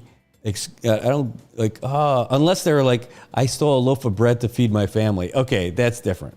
Okay, sorry, Hermans, but like, or whoever else is making and selling bread. That's okay. I can understand that. The bread was just cooling on the windowsill. I had, but not even a bite to eat for myself. Maybe that part's a little different, but. People stealing copper wire, people stealing tires and batteries, and breaking into like Judy's and stealing. Like, no, you can't. No, there's nothing. You can't tell me that. Well, it's you can't blame them. It's just no. You absolutely can blame people for stealing. Absolutely can blame them. No, there's no excuses for that kind of stuff. Freaking stealing. There are plenty of places out there that there are services available and resources out there for people who can't eat for sure. But people do not need to support your habits. So turn them in. It's tough. I've had conversations with folks who've had to turn in family members. They knew it was the best thing for them. It was got to be heart-wrenching to do it. But they've got to do it. Ooh, Lisa says, I know our place is one way in, one way out. I don't know their names, but I know who took them. Oh. Let the investigation begin. Man, that's rough. Yeah, our place is pretty much one way in, one way out, too. Luckily, we got the dogs, and they are free-range dogs, and they're not little dogs. They're not those little frou-frou dogs. They're not beasts, but they're some pretty healthy boonies who are pretty protective boonies. People see those dogs, they're like, oh, that's big. Like, yeah. And they will get you. They got free reign. You're okay if we're around. They're not like snarling, vicious dogs, but if you're not a regular, not a good day for you with our dogs. And like, I never thought of dogs before I came here. I never thought of them for protection. I never thought of them as like guarding a castle and all that stuff. But now I totally do. I can't imagine having a house here and not having a dog. Not just for that companionship and the love and playing around with an animal. I'm just a dog guy. But, holy crap, they are like a required home security method. So if you buy a little dog that looks like it's been detached from the big part of the mop, you don't need it. Get rid of those dogs. Send them on a farm so they can run around and play with other animals their size, like guinea pigs, chinchillas or something. Those aren't even dogs. Like, they are just like, they're not even cats. Cats at least could do something. Those little frou-frou dogs. Oh, says my dog inside the house is the sweetest, but she just knows that when someone's not supposed to be there, she becomes a beast. Oh, man, I know they're cute. My parents have like one of those little dogs. I just don't get it. It's like, why? All right, I know. Like those little French bulldogs are adorable. Love to wrestle around with them. They're cool, but they're not big enough to ankle biters, right? What are the other ones? If your dog could eat It's not fair. But like, if you could easily go for an extra point. No, all right. I'm a bigger dog guy. They are harder to take care of after they pass away, though, for sure. I mean, that is something little dogs have over big dogs.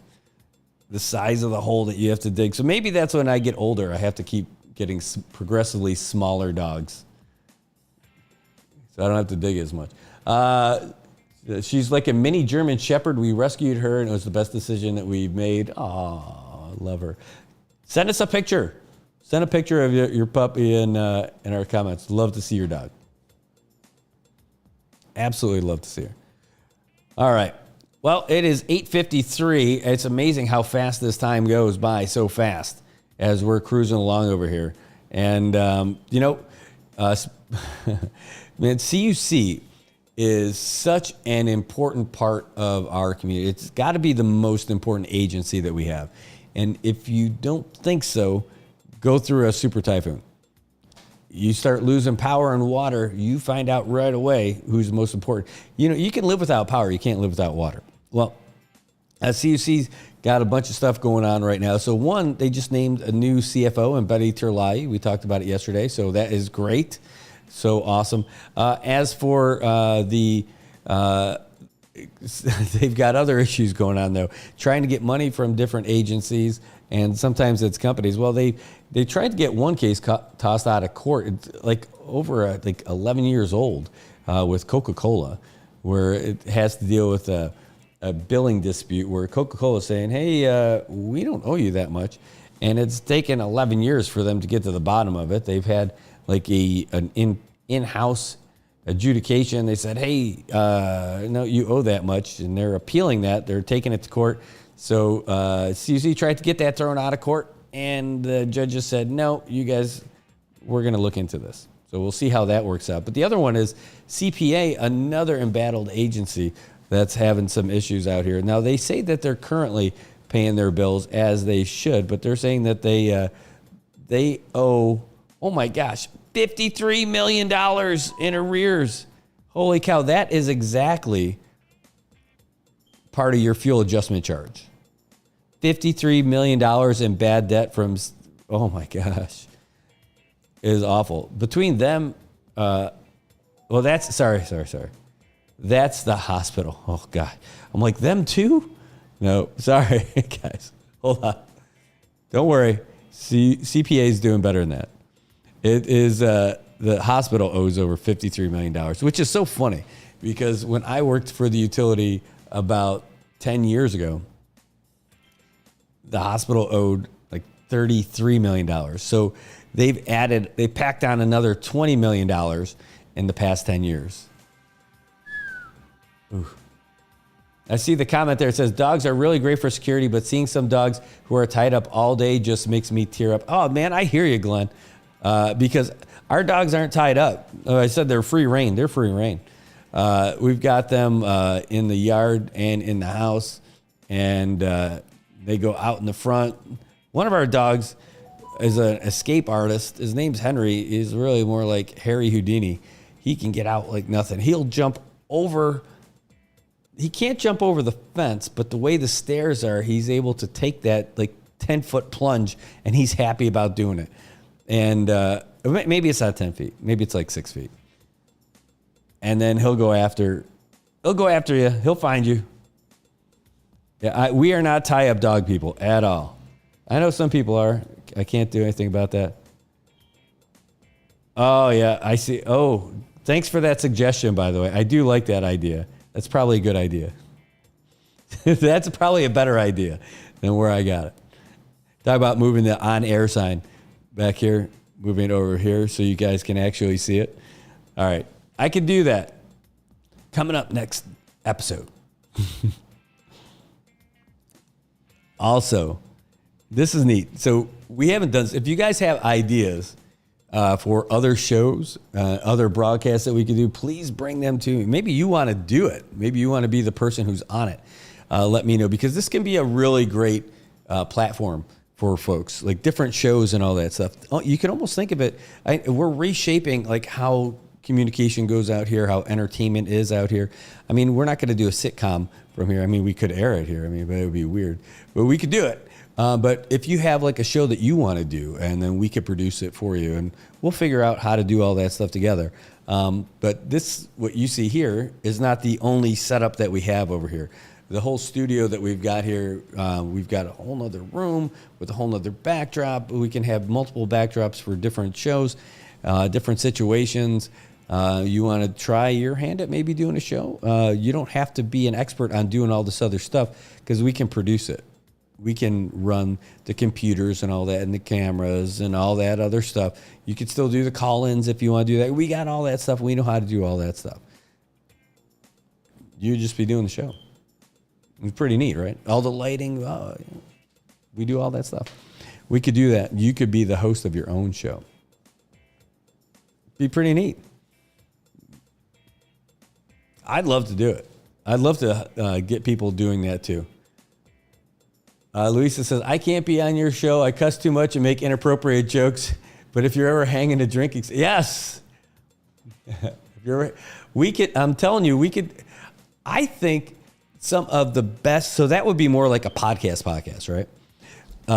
And yes, you guys come on over. We have a refrigerator full of truth serum over there. We've got plenty of drinks available of the adult variety. And I have a ridiculous amount of frozen margarita ice khakis in the freezer. I think I've had 4 of them since I bought them. So that means we've probably got about 130-ish left in there. I know, it's way better. It's the best kind of ice khaki. You guys, you tell me when you want to stop by. I don't want to start during the morning show. But like the saying goes, if you don't start drinking in the morning, you can't drink all day. I'm not that guy. Don't worry.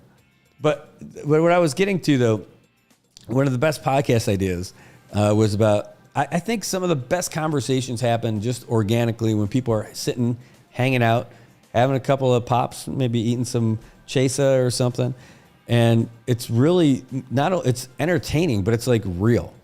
It's like real conversation. It's stuff people really want to talk about. And some of the funniest jokes, too.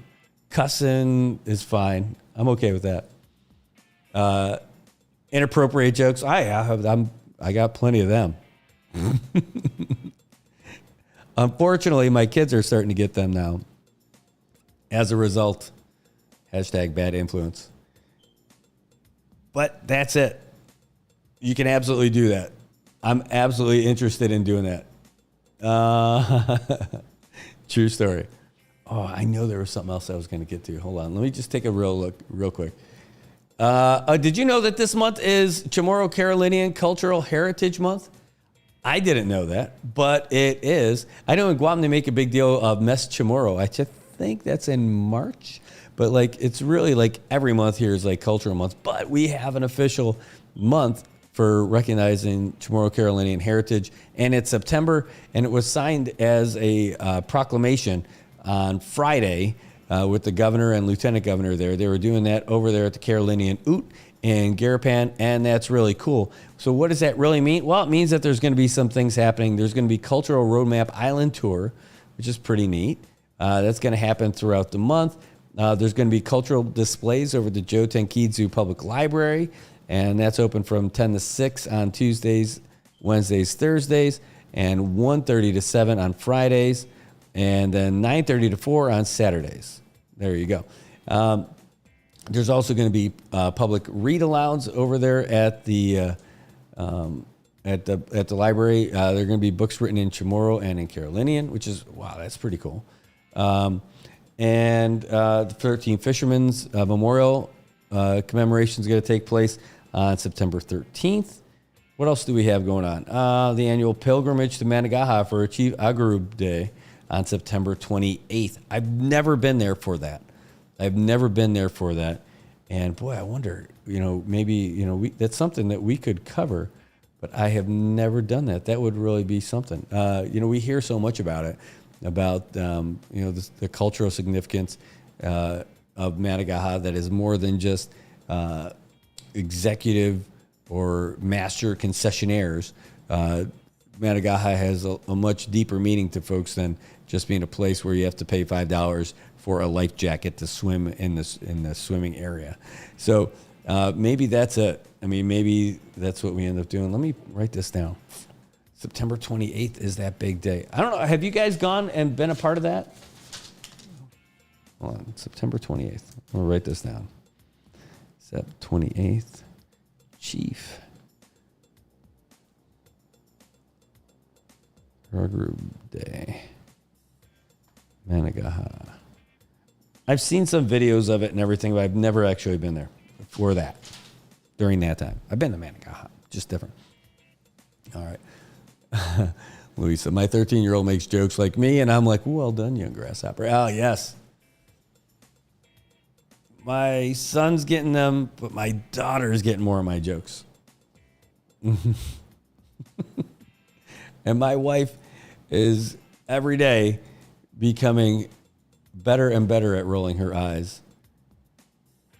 And see, that's your daughter's becoming more and more like you. My plan is coming together. Well, hopefully that makes her more prepared for life. All right. Hey, so I got some great information, by the way, while I was on the phone with Representative Manny Castro. One of you guys, Freddie, sent in some info about a big meat recall. I don't know if it's hitting us here, but there's stuff all over. So we're going to reach out to public health to find out if any of it's going to affect us. Apparently, it's stuff that's in the mainland, stuff coming from Argentina, stuff coming from Philippines, but it's not everything, but it's about a listeria outbreak. We'll see if it is affecting us here. Right now, we haven't received anything on that, but we'll see if we do. And if it does, well, we'll keep you guys up to date. Just for kicks, not for kicks, but just, I don't have any real info on this, but I saw this today that there's like a Korean Saipan Tribune Marianas variety. I know that you're able to translate everything, but this is it. It's Saipan Today. It is, this is actually page 2, but they're covering all the stories that are in the local newspapers, translating them into Korean, and they've got their own online version of it. This is page 2 of it. See, look, there's Jimbo Ray-Fan in Korean. And those are the stories that are in today's papers, and they're published pretty quick. Yesterday's paper, that's page 2. So I'm guessing this means the newest. Here, let's do that. This is the cover of it.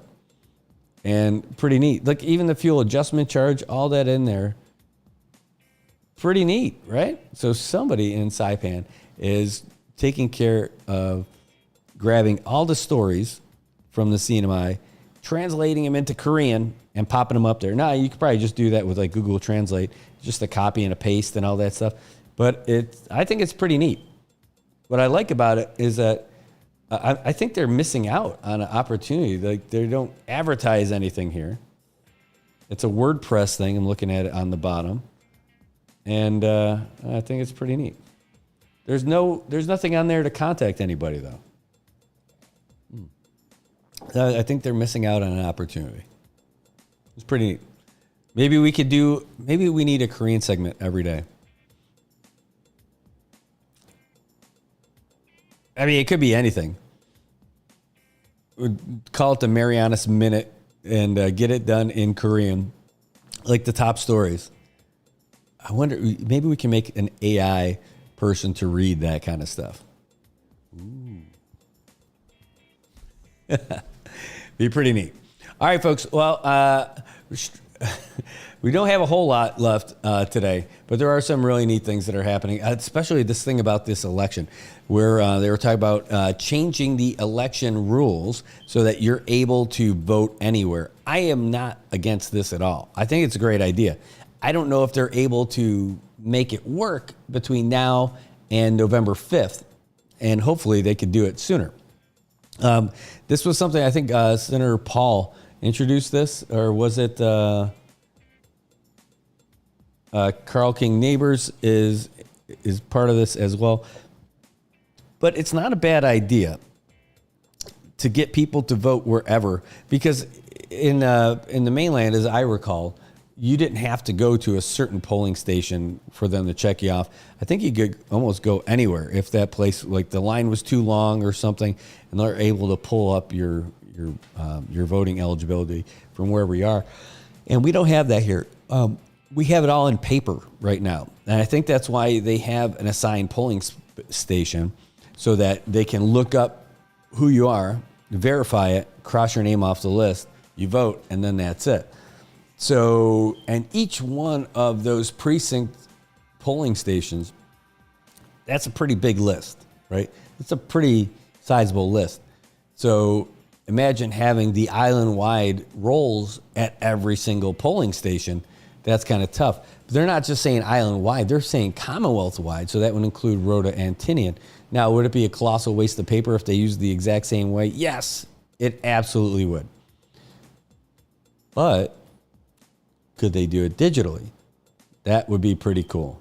That sounds like a great idea. Hey, good morning, Adrian. Good to see you. Yo, Adrian, I told you we could do it, take Paulie, go down there. Adrian Tancoy, the man, the myth, the legend.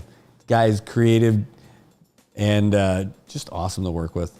Just absolutely awesome to work with. And hopefully we'll be working together here in a couple of months.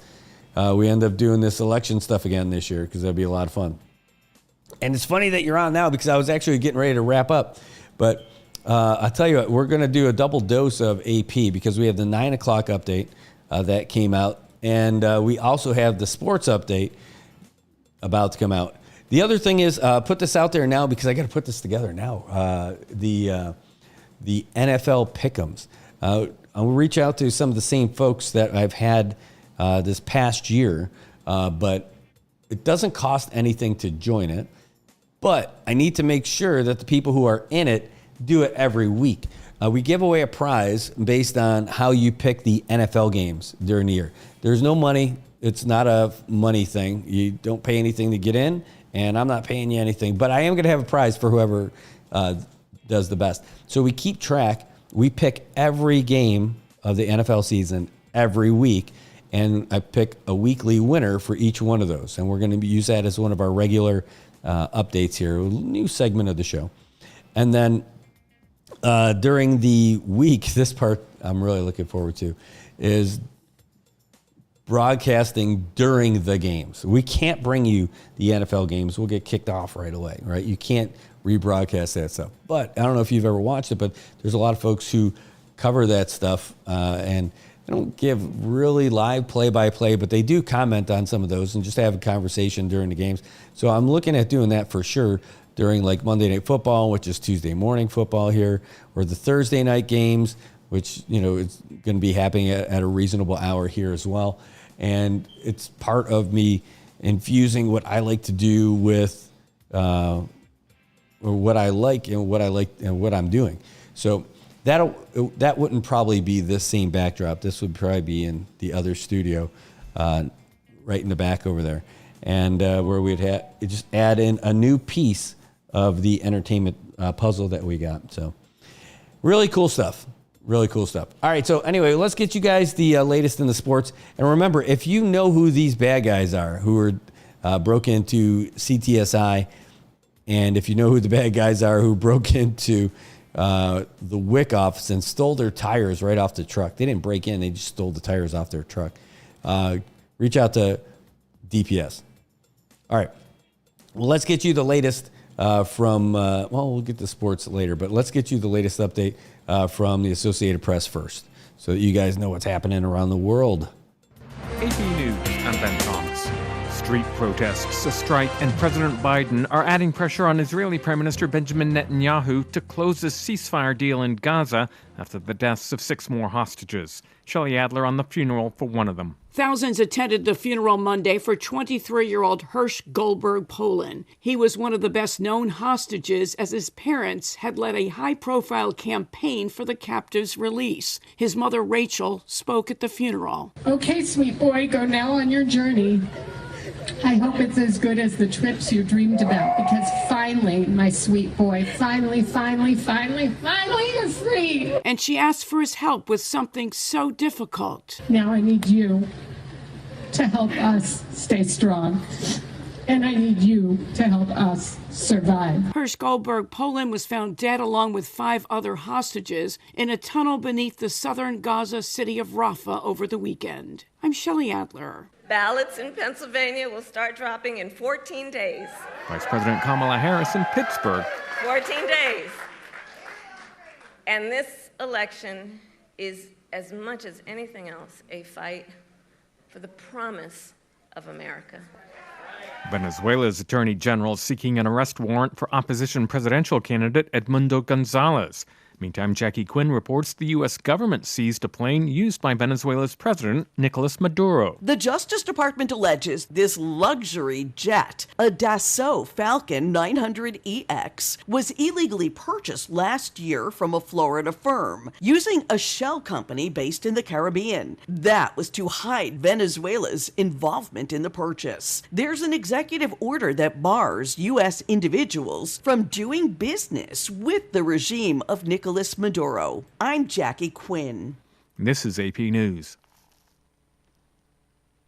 Is artificial intelligence a job killer? Mike Kempen has a look.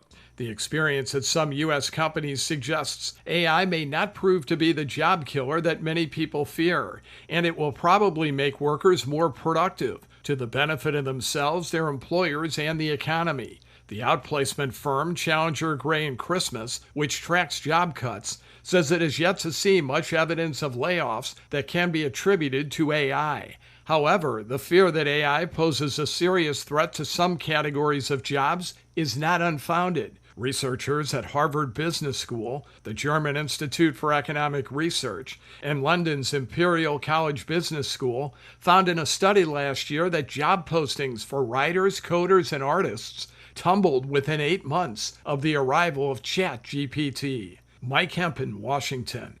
And I'm Ben Thomas, AP News. Thanks for listening.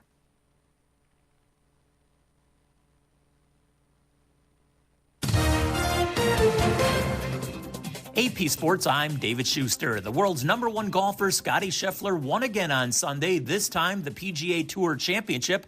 Graham Agars has more. It was third time lucky for Scheffler, having led into the championship the last 2 years without converting. The 28-year-old made no mistake this time round, a closing 67 good enough for a 4-shot win over Colin Morikawa. Scheffler's only blemish was a rare shank from the greenside bunker on the 8th hole, which briefly saw his lead cut to 2 shots. The victory earned him a massive prize money haul of $25 million and capped the season that saw 7 wins, including the Players and the Masters, plus an Olympic gold medal. Scheffler has had an ultra-successful season on the links. It's been a great year. I'm proud of the results. It's something I try not to focus too much on, but at the end of the day, being able to win tournaments is a great feeling, and it's what we work towards, and to be able to have as many wins as I have this year is really special. Turning to baseball, we begin in the Bronx, where Tom Merriam was on hand for the Yankees and the Cardinals. The Yankees lead in the American League East was shaved to half a game as they fell to the Cardinals 14-7. The number 7 was in the cards for St. Louis, which snapped a 7-7 tie in the 7th inning with 5 runs. Lars Nootbaar produced 5 RBIs with a tie-breaking 3-run double in the 7th and a 2-run homer in the 9th. Jordan Walker, recalled earlier this week from the minors, went 5 for 5, including a 2-run homer. The Cardinals hammered out 21 hits, the first 9 off Yankee starter Nestor Cortez. We're still in first place, so it goes to show that it's there for us to take. We just got to come out every day prepared and be ready to win every single day. Anthony Rizzo had 2 hits for the Yanks in his first game back since breaking his arm in mid-June. Baltimore is 1/2 game back after beating Colorado 6-1. To Houston we go next, where Adam Spolane took in the Astros and the Royals. Yordan Alvarez homered twice as the Astros won their 5th straight game, beating the Royals 4-2. It's Alvarez's 30th home run of the season, giving him 4 consecutive 30 home run seasons. Astros manager Joe Espada. He's so good. He's so good. His ability just to change the outcome of the game with one swing of the bat. And also, Singy, I thought Singy's home run was also the one that set the tone for our offense there. John Singleton hit a 2-run homer for the Astros, who entered the day 5 games up on Seattle for first place in the AL West. Ronel Blanco tossed 5 shutout innings to earn his 10th win of the season. Bobby Witt Jr. hit his 30th homer for Kansas City. In Cleveland, Alex Cobb had 6 no-hit innings before giving up a leadoff single in the 7th as the Guardians defeated Pittsburgh 6-1. Realistically, I wasn't going to be able to go 9 innings. I would love to, but knowing, there's like this superstition in the game where you can't warm anybody up when you have a no-hitter going, and for where we're at right now, I wanted him to make sure, that's silly. An extra inning affair in Philadelphia Sunday night. Michael Luongo has those details. Nick Castellanos provided the offense with a game-tying double and a game-winning walk-off single in extra innings to give the Phillies a 3-2 come-from-behind win over the Braves. Philadelphia was down 2-0 when Castellanos tied the game with a 2-out, 2-strike, 2-run double in the bottom of the 6th. And again, with 2 outs and 2 strikes on him, Castellanos got the game winner in the bottom of the 11th. I think that just both of those at-bats, I got settled in. I'm excited. Obviously, I want to hit. Castellanos enabled the Phils to take 3-0-4 this key 4-game series and extend their lead in the National League East over the Braves to 7 full games. Michael Harris II homered for Atlanta. Other games, the Cubs won their 6th in a row, 14-1 over Washington, Cincinnati 4-3 over Milwaukee. Arizona blasted the Dodgers 14-3, Detroit 4-1 over Boston, San Diego edged Tampa Bay 4-3, Minnesota 4-3 over Toronto, Texas 6-4 over Oakland, Miami 7-5 over San Francisco, the Angels 3-2 over Seattle, and the Mets 2-0 over the White Sox, who lost their 107th game, a new franchise record. Coming up, tennis, NASCAR, the WNBA, and college football. Tennis at the U.S. Open Sunday, women's defending champion Coco Gauff lost in 3 sets to Emma Navarro. Mentally, I gave it, and emotionally, I gave it my all. Obviously, there's things execution-wise where I'm like, okay, I wish I could serve better. I think if I would have did that, it would have been a different story. Emotionally, I have no regrets, but obviously, I wish I could execute things better. On the men's side, American Francis Tiafoe, he advanced on, winning his match in 4 sets. College football, Sunday night, USC with a late touchdown to beat LSU 27-20. Auto racing, Chase Briscoe won on the NASCAR circuit at Darlington. And WNBA, it was Connecticut 93-86 over Seattle. Minnesota 79-74 over Chicago. Indiana down Dallas 100-93. Las Vegas 97-79 over Phoenix. And Atlanta 80-62 over LA. I'm David Schuster, AP Sports. All right, folks, it is 9:19 in the morning on Tuesday, and that is just about the end of what we've got for you today. It is, we are in the final stretch because we're going to get together and do some other cool stuff today, but we're glad that we had you on board with us today. Want to say thanks to all our sponsors for keeping us going. Want to say thanks to all you guys for giving us someone to talk to, really. And really, more than anything, we live in a great spot. All those things, any of the negative things that we've got, whether it's the crime or whether it's the stuff you don't like going on politically, I know it's not fun going through the election season, or it's really exciting. Thing is, we still live in the best place. That's why we're still here. I mean, there's other people chasing waterfalls, right? But this is the best place to live. We know it because we're here. So keep your chin up. The weekend's just ended. The week's just starting. Unlimited potential. I know it's all gobbledygook if you want to keep it that way, but I'll tell you, we do live in a great spot. We live with a lot of great folks, and we can do just about anything. And look at, if you ever doubt that, go take a look outside and see how beautiful it is. All right, folks, so that's what we got for you today. Thanks again for tuning in. Thanks for watching. Thanks for being a part of our Good Morning Marianas family. And as soon as we can, we're going to bring you some baseball. Might be a little while before we get there, but we'll get there. Thanks for the calls. Thanks for the comments. Thanks for watching. Thanks for liking, following, and subscribing. Have a great day, Marianas. Have a great week. We'll see you again tomorrow morning. Same time, same place, right here at my news service. Good Morning Marianas, you guys. Take care. Have a great day. You earned it. Hello, City.